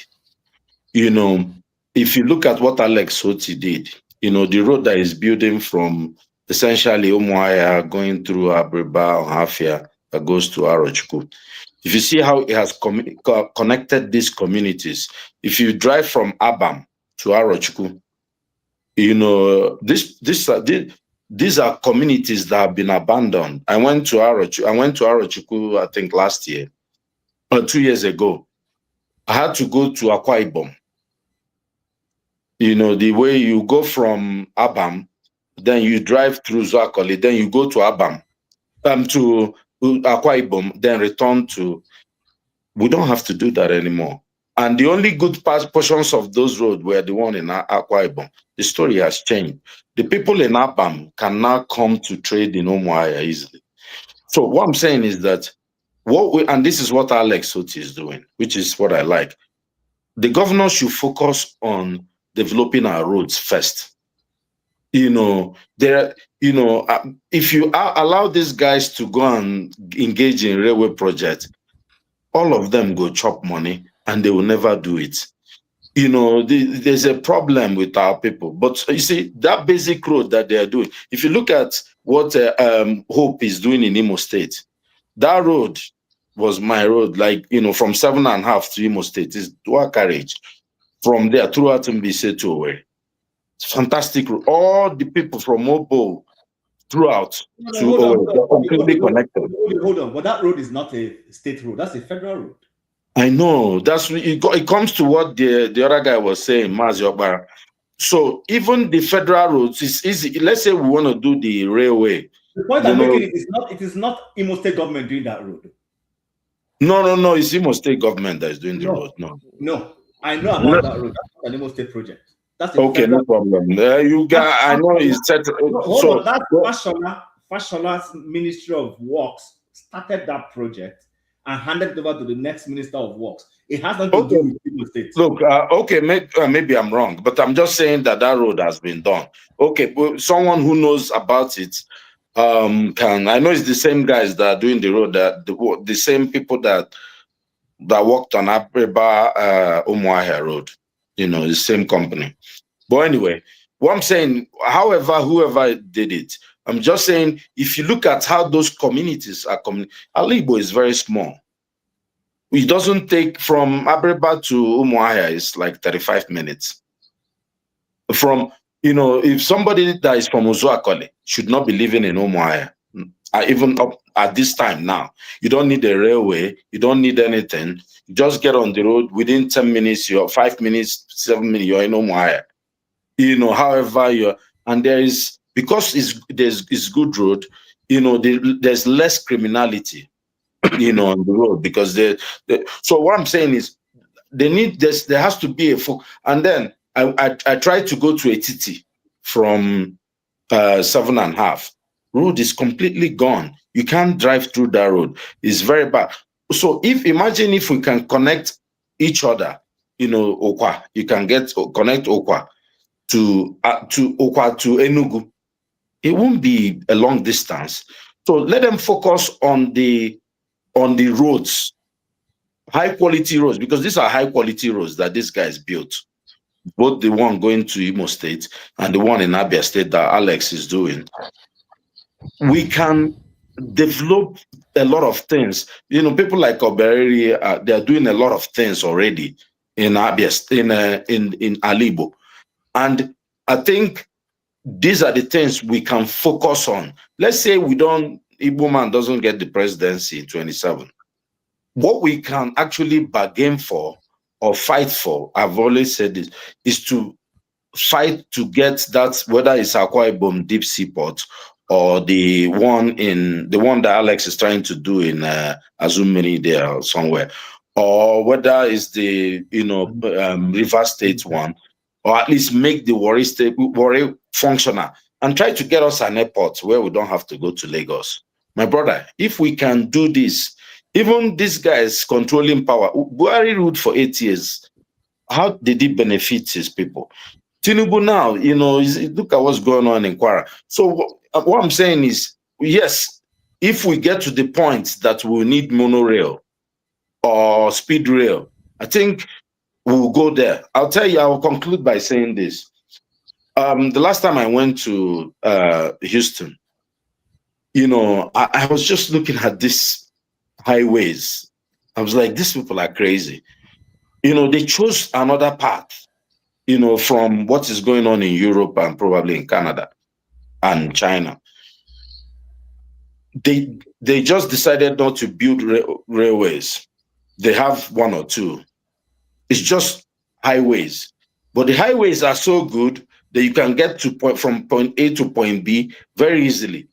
And it did not affect their economy in any significant way. Well, their economy is blossoming. I think the economy of Texas alone is bigger than that of Russia and many European countries, probably even maybe including the UK, and Canada, So what I'm saying is you can still have roads and you drive cars and it will still be sufficient for your economy instead of going through the railways, paths that you were talking about. Thank you. Okay. Odi, thank you very much. Before I come to CM, let me, if you know sufficiently the economic history of the US, you will know that there is a selfish capitalist reason behind not having a lot of rail in North America. And this is influenced by the automobile industry, the Fords, the Chryslers of this world. They are the ones who have resisted allowing the US have that kind of. For instance, why shouldn't I have a good train that can take me from where I live to anywhere in the US if I want to? It's doable, but they don't want that because that will kill the automobile industry. Now, but Alibo is small. Let's be honest. Our land mass is small. I'm not saying it has to be rail by force, by fire. What I'm just simply saying is, why can't this go? I don't see a common economic agenda that, listen, I am ABGA. I have won election. Elections are over. This is time to do or to govern. And then in governance, I don't care who the counterpart in Abia State is, what party he represents. What we're here to do is, what can we do that will help our economy have synergy? That's all I'm talking about. I must say good night from here because I'm still having some problems sleeping and the time differences. No problem, sir. Yeah. Thanks for coming, my brother. But the name of the police guy is Aderemi Adioye. Aderemi Adioye. Okay. Yeah. And here is minus 10. Celsius, not Fahrenheit. Minus 10. Thank you. Good night from here. Good night, sir. Good night. Well, stay away from ice. Okay. Stay away from ice. Don't go for protest. So, well, Tim, look, I get your point, and it's well taken. What I'm saying is, it hasn't affected the economy of the United States in any, significant way. Making people buy cars also has advantage of what it does for the economy. If you look at that, it's just, let's say Innocent is making vehicles in the East and we are buying them for our parents, for ourselves and all that. It's not a bad thing, and you have people working there, and Innocent is doing investment and develop, giving Ford and the other guys money in the United States. It's not a bad thing. When they almost collapsed and Obama had to give them, that was what really saved Obama's government, by giving money to those car companies. America has found a way to make everybody like driving cars. Even the Chinese and all that. The Chinese EV revolution, not cars. They still, even if you still have train, people still buy cars and still drive them. So what I'm saying is that in Alibo, we just need roads, my brother. Just look at what happened to Port Harcourt Road. Just the small Port Harcourt that Alex did. See what he has done to our people. The man is seen like a demigod, and rightly so. Just, do you know how many roads that Sam Bakwe did? We just need people to come and resurface them and allow our children to see what we used to see, when we were, children. So let's let the governors focus on those basic infrastructure, which some of them are trying. And we'll come to, it's like Alex talking about airports and talking about all those things. Me, personally, I'm against those things, because we have an airport in Owerri, well, in Ngokbala, which, he's already dualizing the road between that Umuekea to the airport. So if you can get a dual carriage from there, then going to Aba from the airport will be less than 30 minutes. Most of us, when you get off an airport, you still drive 30 minutes to your home, which is okay. So focusing on the problem we have in the East, in our major highways, is the security agencies. I went from Umuahia to Enugu. You meet nothing less than maybe 40 checkpoints. It's madness. The problem you have is, so they need to, this are where, the leaders can come in and say, no, we need to reduce this. I feel comfortable with them being on the road. At least there won't be too much. But this is craziness. You can't drive, like sometimes you can, within your own vision, you can see 4 checkpoints. How can that be? Which place does this happen? What are they protecting people from? Okay, CM. Yeah, Jim, thank you very much. Yes, I hope, am I coming out clear? Let me make sure. Yeah, I can hear you. Okay, now, thank you very much for this topic. I have argued this, just like you said, not just comparative advantage, there's also competitive advantage. So the Southeast should key in. The thing is this, if you look at this rail issue from the point of view of a state, individual state effort, it might appear defeatist. I have argued, I told Rudolph, said you should bring in this chap from Anambra State. I mean, there is this thing they created, Development Commission, just like Southeast Economic Development Commission, Southwest Economic Development, Northeast, Northwest, North Central, South. They've all gotten it for six geopolitical zones. The essence of those development commission, in this case, Southeast Economic Development Commission, is for the states that makes up the development commission to look inwards and see what infrastructural benefit, what infrastructural undertaking will be beneficial to all of them. This is where I suggest rail, and this is how it should go. First of all, let me state this. Rail, because I live in UK, and by extension, Europe, rail system is the most economic, safest, and the cheapest means of transport ever discovered by man. Is the safest, is the most economic, and is the cheapest ever discovered by man. Nigeria is underconnected with rail. So you coming to the Southeast because that's where we are coming from. So I propose, I said the chairman of, or the director, or what do they call them? Maybe let's say the executive director of Southeast Economic Development Commission. One chap, I've forgotten the name, somebody, I forgot, but it's from Anambra State. I mooted to Dr. Damages to bring him here. Let us propose that. The Southeast Economic Development Commission should be a one agenda development commission. Rail.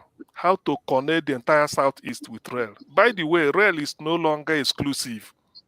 States can undertake it. It's now concurrent. Let me point out. So to that, I propose a rail that we take off from Abakaliki, that we connect the five state capitals and the important cities. That is to say, from Abakaliki, it moves straight to Enugu. From Enugu down to Oka, and that is 3 state capitals now. From Oka to Onitsha, because of the economic importance of Onitsha, and then the Niger Bridge. Then from Onitsha to Nnewi, again, because of the industrial conurbation that it will spring up, if not to improve on what is happening now. Then from Nnewi to Owerri, another state capital. From Owerri to Aba, because of the business emporium that is there, it's not the capital. Then from Aba to Umuahia, another state capital. Then from Umuahia, it will go like a loop through Afikpo. That will be an opportunity for Afikpo, and then back to Abakaliki. So it will be a loop. Now, the Southeast Economic Development Commission will not embark on anything except rail. After this will be the first phase. Then the second phase will now be, how do you connect Owerri to Okigwe? How do you connect Okigwe down to Nnewi? How do you connect Afikpo maybe down to Ozuakoli? Or how do you connect Arochukwu down to Aba? So those ones will now be the phase. It might take the next 20, 30 years, but this is where we start. And that should be the mission, the sole aim of Southeast Economic Development Commission. Yes, roads are good, but let it be according to states. Like one Africa was saying, yes, every state, like I think that's what they started. Soludo started from Oka to the boundary between Anambra and Imo State, which is Oga. Then to Akokwa, it will stop somewhere around that boundary.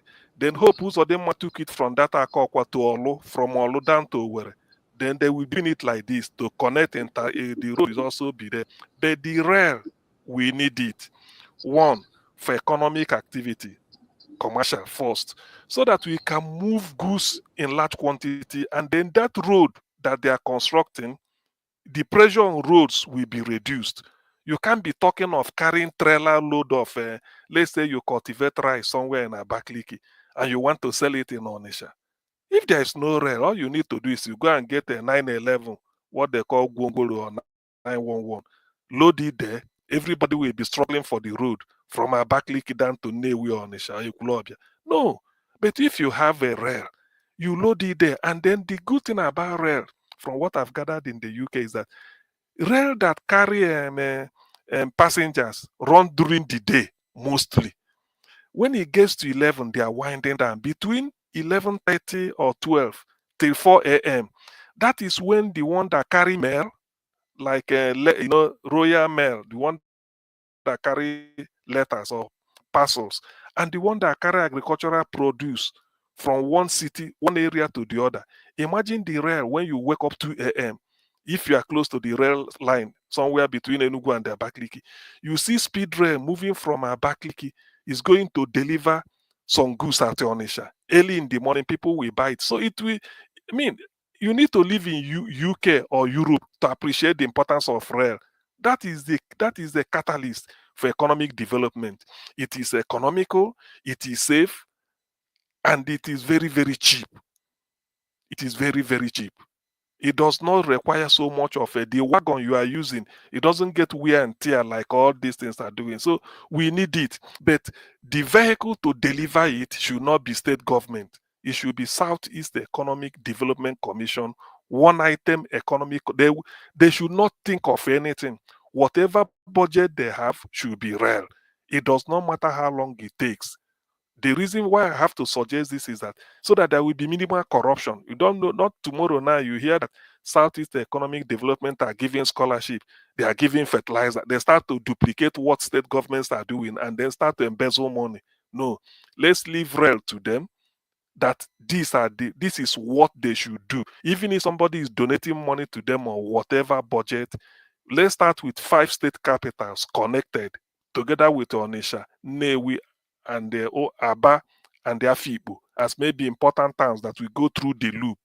Then subsequent ones, phases will now be how to, connect other lesser economically important towns or cities, and then people will now move. So it is good. I like that. It is competitive and it's also comparative advantage that the East we have over other regions. Let me stop here. Thank you.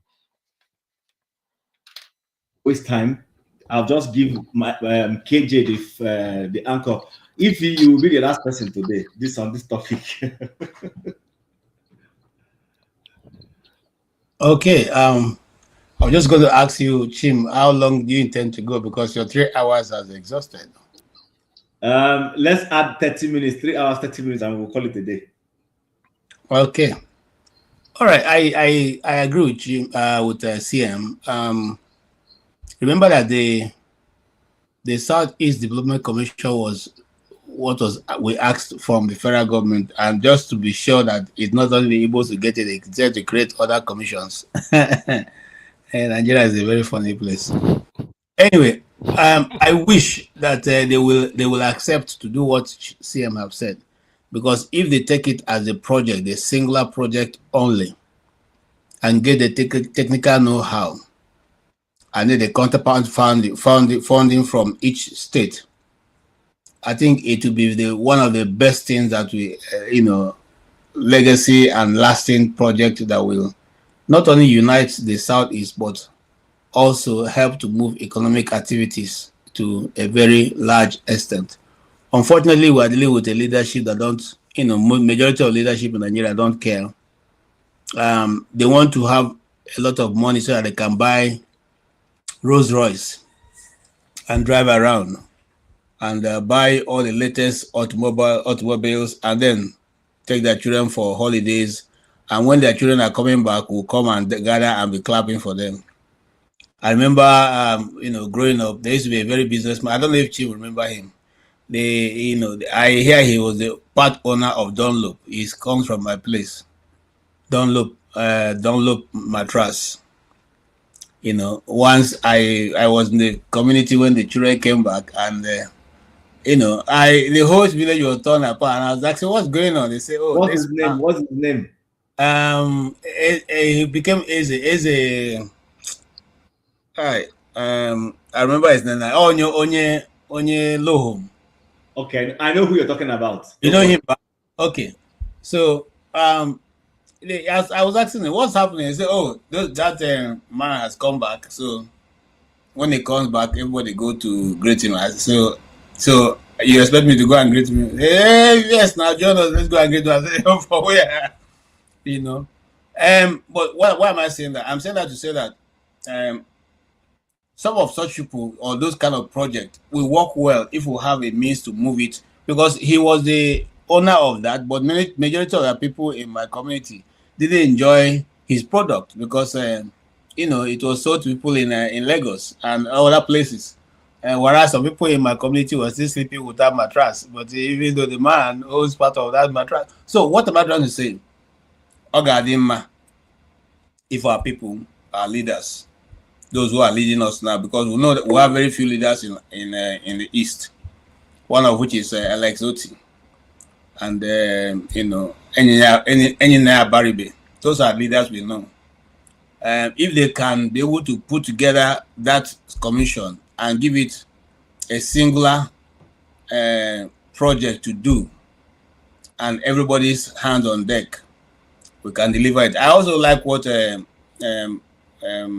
One Africa said. If I was Abia State Governor, I will not embark on airport. Let's use Samba West Airport. Let us use the one in Port Harcourt. If you are closer the other way or you're this way. Now that the simpler reason, because those airports are close enough for us to be able to use them, and the airport that it will help it generate a lot of traffic, so it will make it more important. Then I will concentrate on that seaport. Very important, trying to bring the sea into all the way, because up till now, even I see some people making comment that there's no sea, there's no way we can create a seaport in the East. You guys are liars, There is a seaport even deeper than the one you have in Lagos in the East, but those kind of things are not taught, and so people don't know it. No amount of division. See, that's the reason why sometimes when we talk about the East, they quickly run and go and tell you. So if you're talking about East, which part is the East? If you're going to go away with as Biafra, what will you go away with? Cutting away the land mass of the East and adding to other states will not make them become part of those states. It's only a question of time. And those who decide not to go with the Southeast, it is also good. Let them remain where they want to remain. We're not, look, we are people sufficient by ourselves. If you doubt me, go and read the history of the Civil War, the 3 years that the war was fought. So we're people sufficient in ourselves, and we'll be able to hold our side any day. If no grigo, go lose. However, there will be a time if eventually this thing that is obviously going to come will come. When that thing come, when no grigo, at the time when no one come go, when I go pay us money, it will not longer be free. We will charge you for trying to join and put conditions. But as it is now, should I say I see Biafra very soon? I see it coming. I do. You are not alone. You are not. I see it coming. You are not alone. You are not alone. Coming. Because since Nigeria has come to a point where a certain group of people will tell you, this thing you are talking it cannot be discussed. It's sacrosanct. And then somebody will tell you that the chairman of INEC is not acceptable to them because he's a Christian.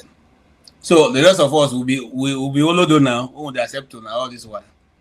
Okay. So since it's sounding this way, it simply means that out your tent or Israel, everybody should start going to their tent. And once it gets to that point, there's no going back. So that will be my final comment. You know, we are more than we think we are. If we work together, if we put our heads together, I agree with totally what Nnamdi Kanu said. He said that you people think the East is looking for oil. We're not looking. It's not oil. What's going to drive the Biafra, state or nation, as it were, it's going to be ideas. It's ideas that is driving Malaysia. It's not oil. You know, and the people who refuse to think, I don't know what the future will be. You must have to think, and that's what Nigeria become. You know, you carry a man who is almost, 90 years old, and he says your president, and all he's doing now is become international tourist. You know, he has visited over 43 countries since he became president. So it's an exhibit. What else what do you want him to do? You gave him the retirement package and he's enjoying it. You bought a new plane for him. He bought a yacht. The other day I wanted to ask him a question. Where is the yacht now? Because I have not seen him inside the river. He has not gone to any conference where they have to hold it in a ship. So where is the yacht? Okay, what is the rest of the fleet of airlines we have under the presidential air fleet? What are they doing? What are their functions? These are a lot of things that we need to ask. And then why do we keep buying Escalade? Do you see the Escalade that this man drives? And here he has 5 of them. So, KJ, for time's sake, so that we don't... Oh, no, so I've added up, my brother. I don't have anything to add. All right. Jefferson, quickly so that we can go to Ife and then shut down for the night. All right. You guys can hear me, right? Okay, so what you asked me, how can the Southeast be a uniting force? It's a very nice question. All right, we'll start from the basics, right? One of Chim mentioned about Southeast Development Commission. Of course, it was done for the collective cause. We have the Ohanes in the board, but let me not make it complicated. I will concentrate on the Southeast Development Commission. So, each of these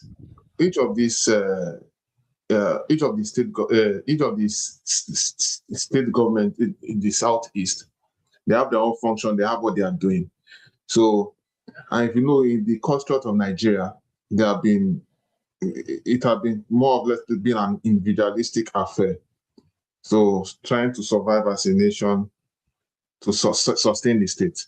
So I'm not saying they are not planning to do something together. At least in a way they are doing that. But I think the Southeastern governments, what they need to do now is to find a way to, I think the most important thing they need to really do first as a state is to enhance work on the infrastructure and security, because what's the point on building the roads are good, the lights, all these infrastructure, they're all good. But what's the sense of having us if your region is not secured? You know, we need to have like a security network that will be that will actually oversee all that will secure obviously our investment, our land, property, everything, you name it.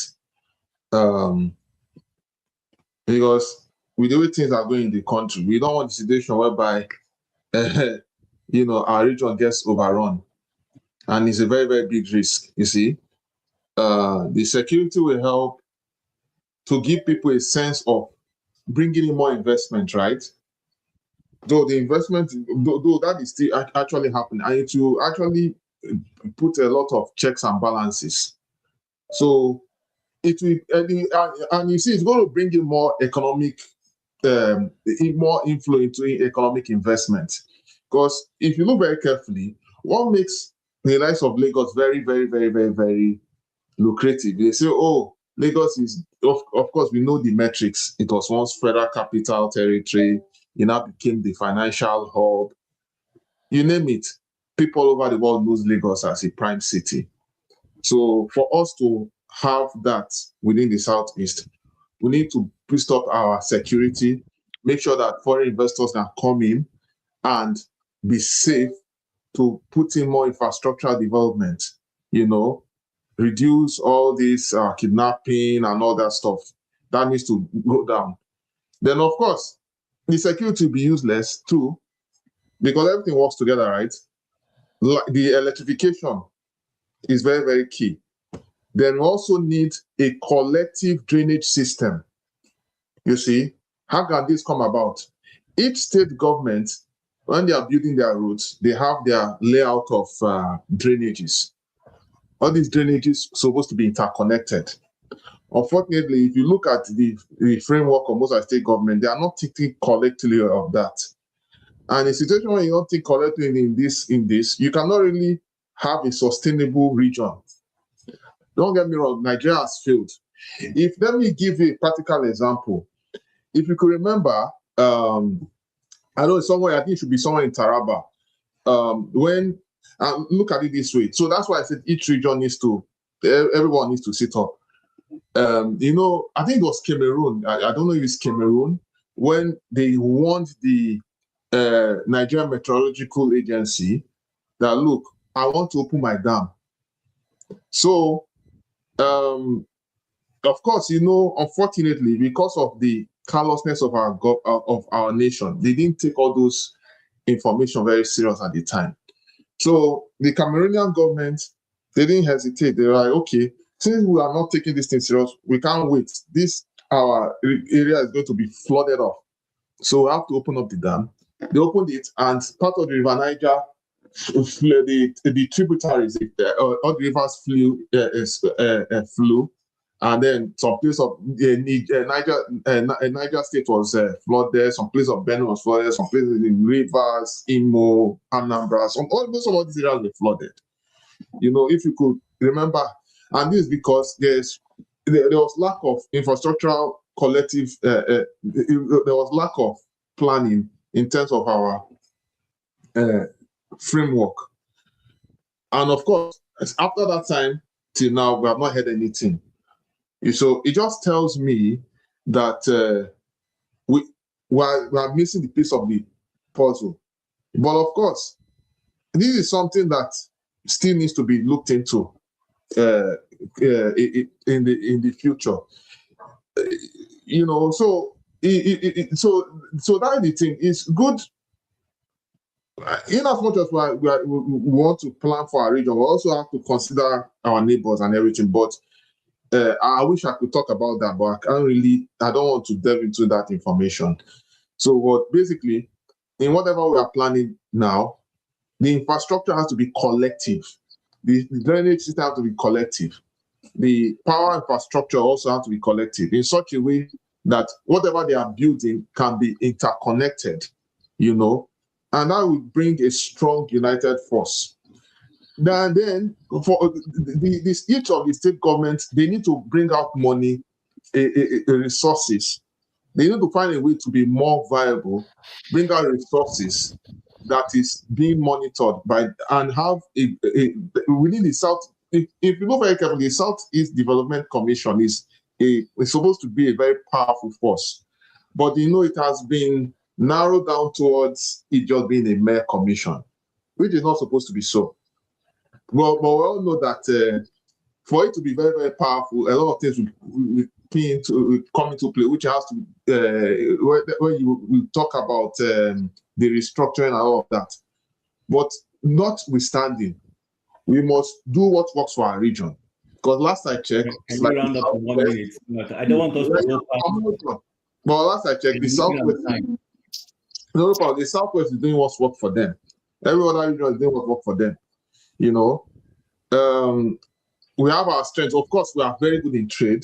We don't really need to stress much on that. But we can take our trades to the next level, right? We look into all those industries that are lacking. If you remember in Abia State, they are working on the textile industry. So if you watch very, very careful, whatever we are doing, we must make sure we have a complete ecosystem.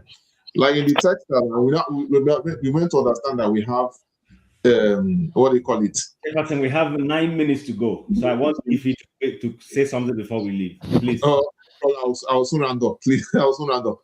So within the ecosystem, right? Within the ecosystem for the textile industry that Abia State is working on, they have where they are producing their fabrics. Like they have where they are making their clothes and wares. But now they are building a manufacturing industry where they actually produce these fabrics, of which of course they can always source the cotton and all these things from elsewhere. So in conclusion, I wish because I don't have much time, I'm just trying to paint a picture here.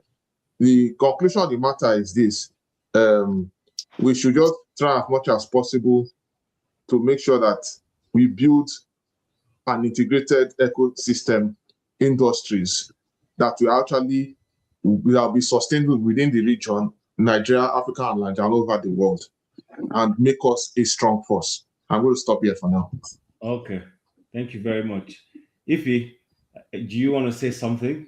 I don't have much to say because I know our leaders, they know what to do, but they've chosen not to do it. So, no matter what I say here, it's not going to make any difference. They purposely know what they're doing, because they travel outside the country and see the development in other countries. Why can't you bring it to Nigeria? Nigeria still remains the richest country in the whole world.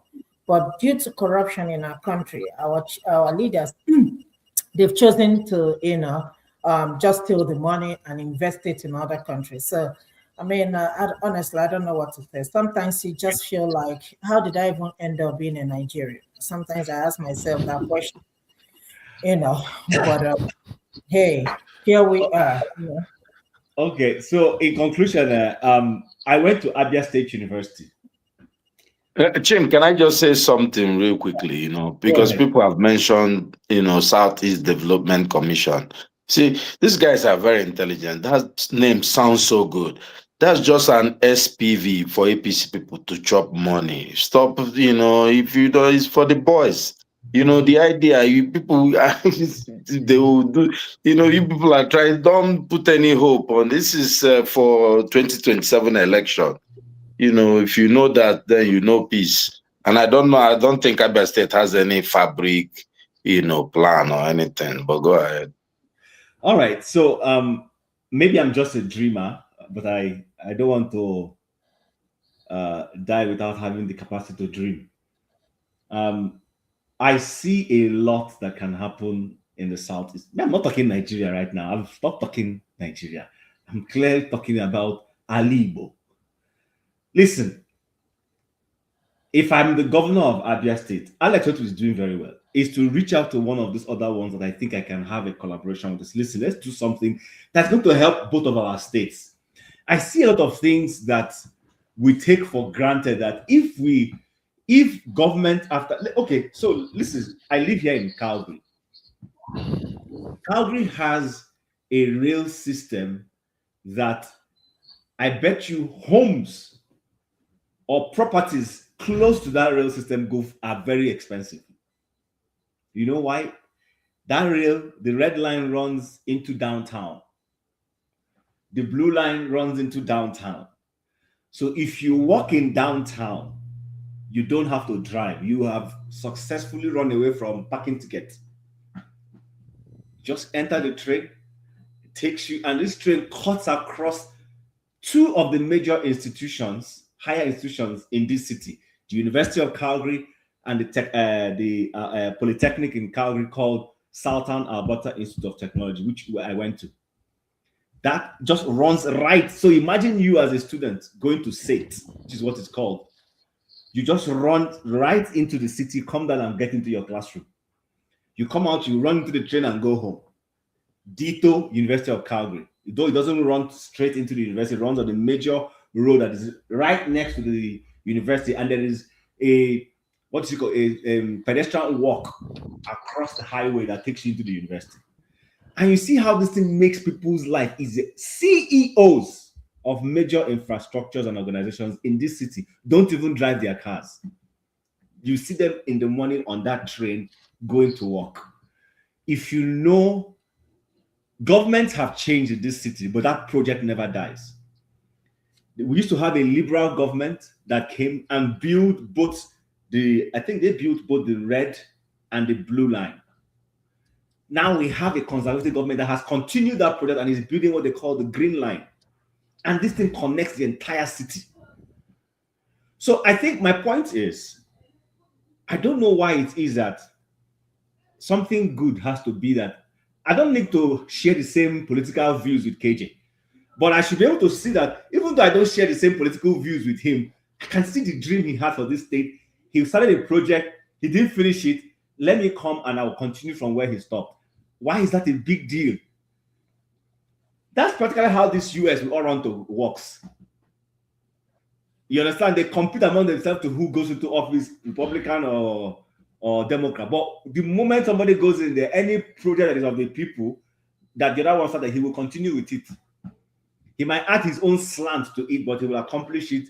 And at the end of the day, the people benefit from it. So I just think there is a lot that can be done amongst the states while we wait for the day, if we're still part of Nigeria, when we will have a responsible government that is fair to everybody and is not coming to say you're an Igbo or Yoruba man or whatever, where being Nigerian is enough. But for now that being Nigerian is not enough, we can start by doing things amongst ourselves that will push and help our economies grow.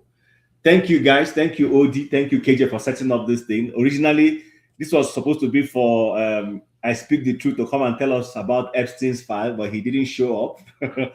But I think it's not been a futile effort. We've discussed a lot of beautiful things this evening, and I really do appreciate it. CM, it was wonderful seeing you.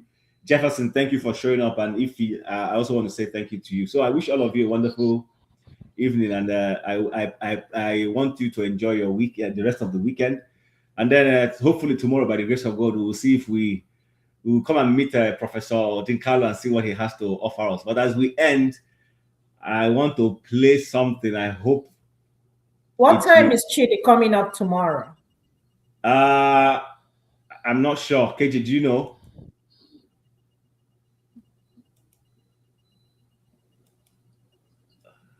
Let's see this.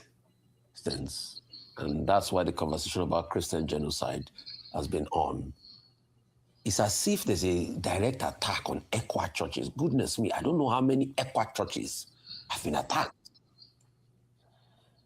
Conversation about balancing out the tickets. Those concerns are valid. But let me stretch it also further by asking you, will the North be cool with a Christian ticket? This is how I'd learn AI in 2026 if I wanted a fresh start at 50. Watch this. So this is how I became the most dangerous. Okay, now 3 things. You asked one about attack on echo churches. You know, I take exception to generalizing the Muslims are arranging these things. It's not true. those kidnapping the churches or people in churches on the streets, sorry, Mr. Farouk. They do not represent Islam. Mr. Farouk Ali, but they do not. Mr. Farouk Ali, with due respect, you need to apologize to me. Can you tell me anywhere I said just now that Muslims are arranging these things? I never said so. So when you say you take exceptions to what I didn't say, I deserve an apology because you misquoted me right in my phrase. Okay. Okay. I apologize for that. Very well. But I also want you to, I apologize for that. But I also put it to you that these things are not, if anybody thinks Muslims are arranging these things, it's not true. It's got nothing to do with Muslims. It's got nothing to do with Muslims. And yes. And I repeat, it's got nothing to do with Muslims. Yeah. Thank you very much. Thank you very much. Then secondly, whether the Muslims will be good, will be home with Christian ticket, well, let's wait until when we get to the bridge to see whether we can proceed. No, I'm asking that question Christian, because if you're listen to me.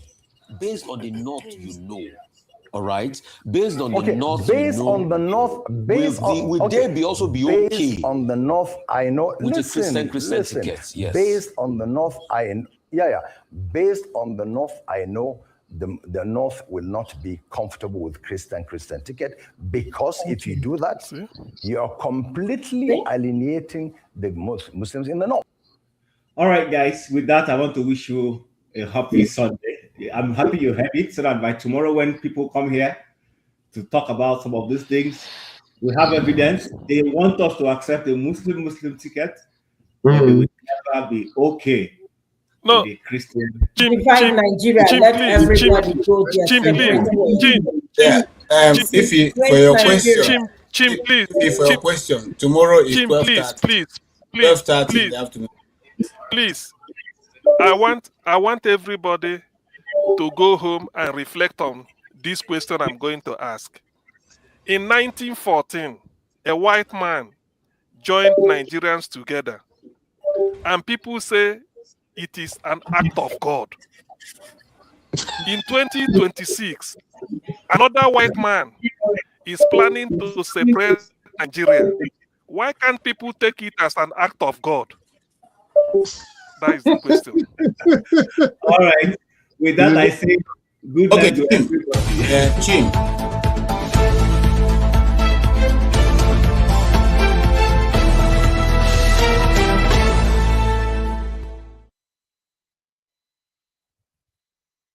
Thank you so much for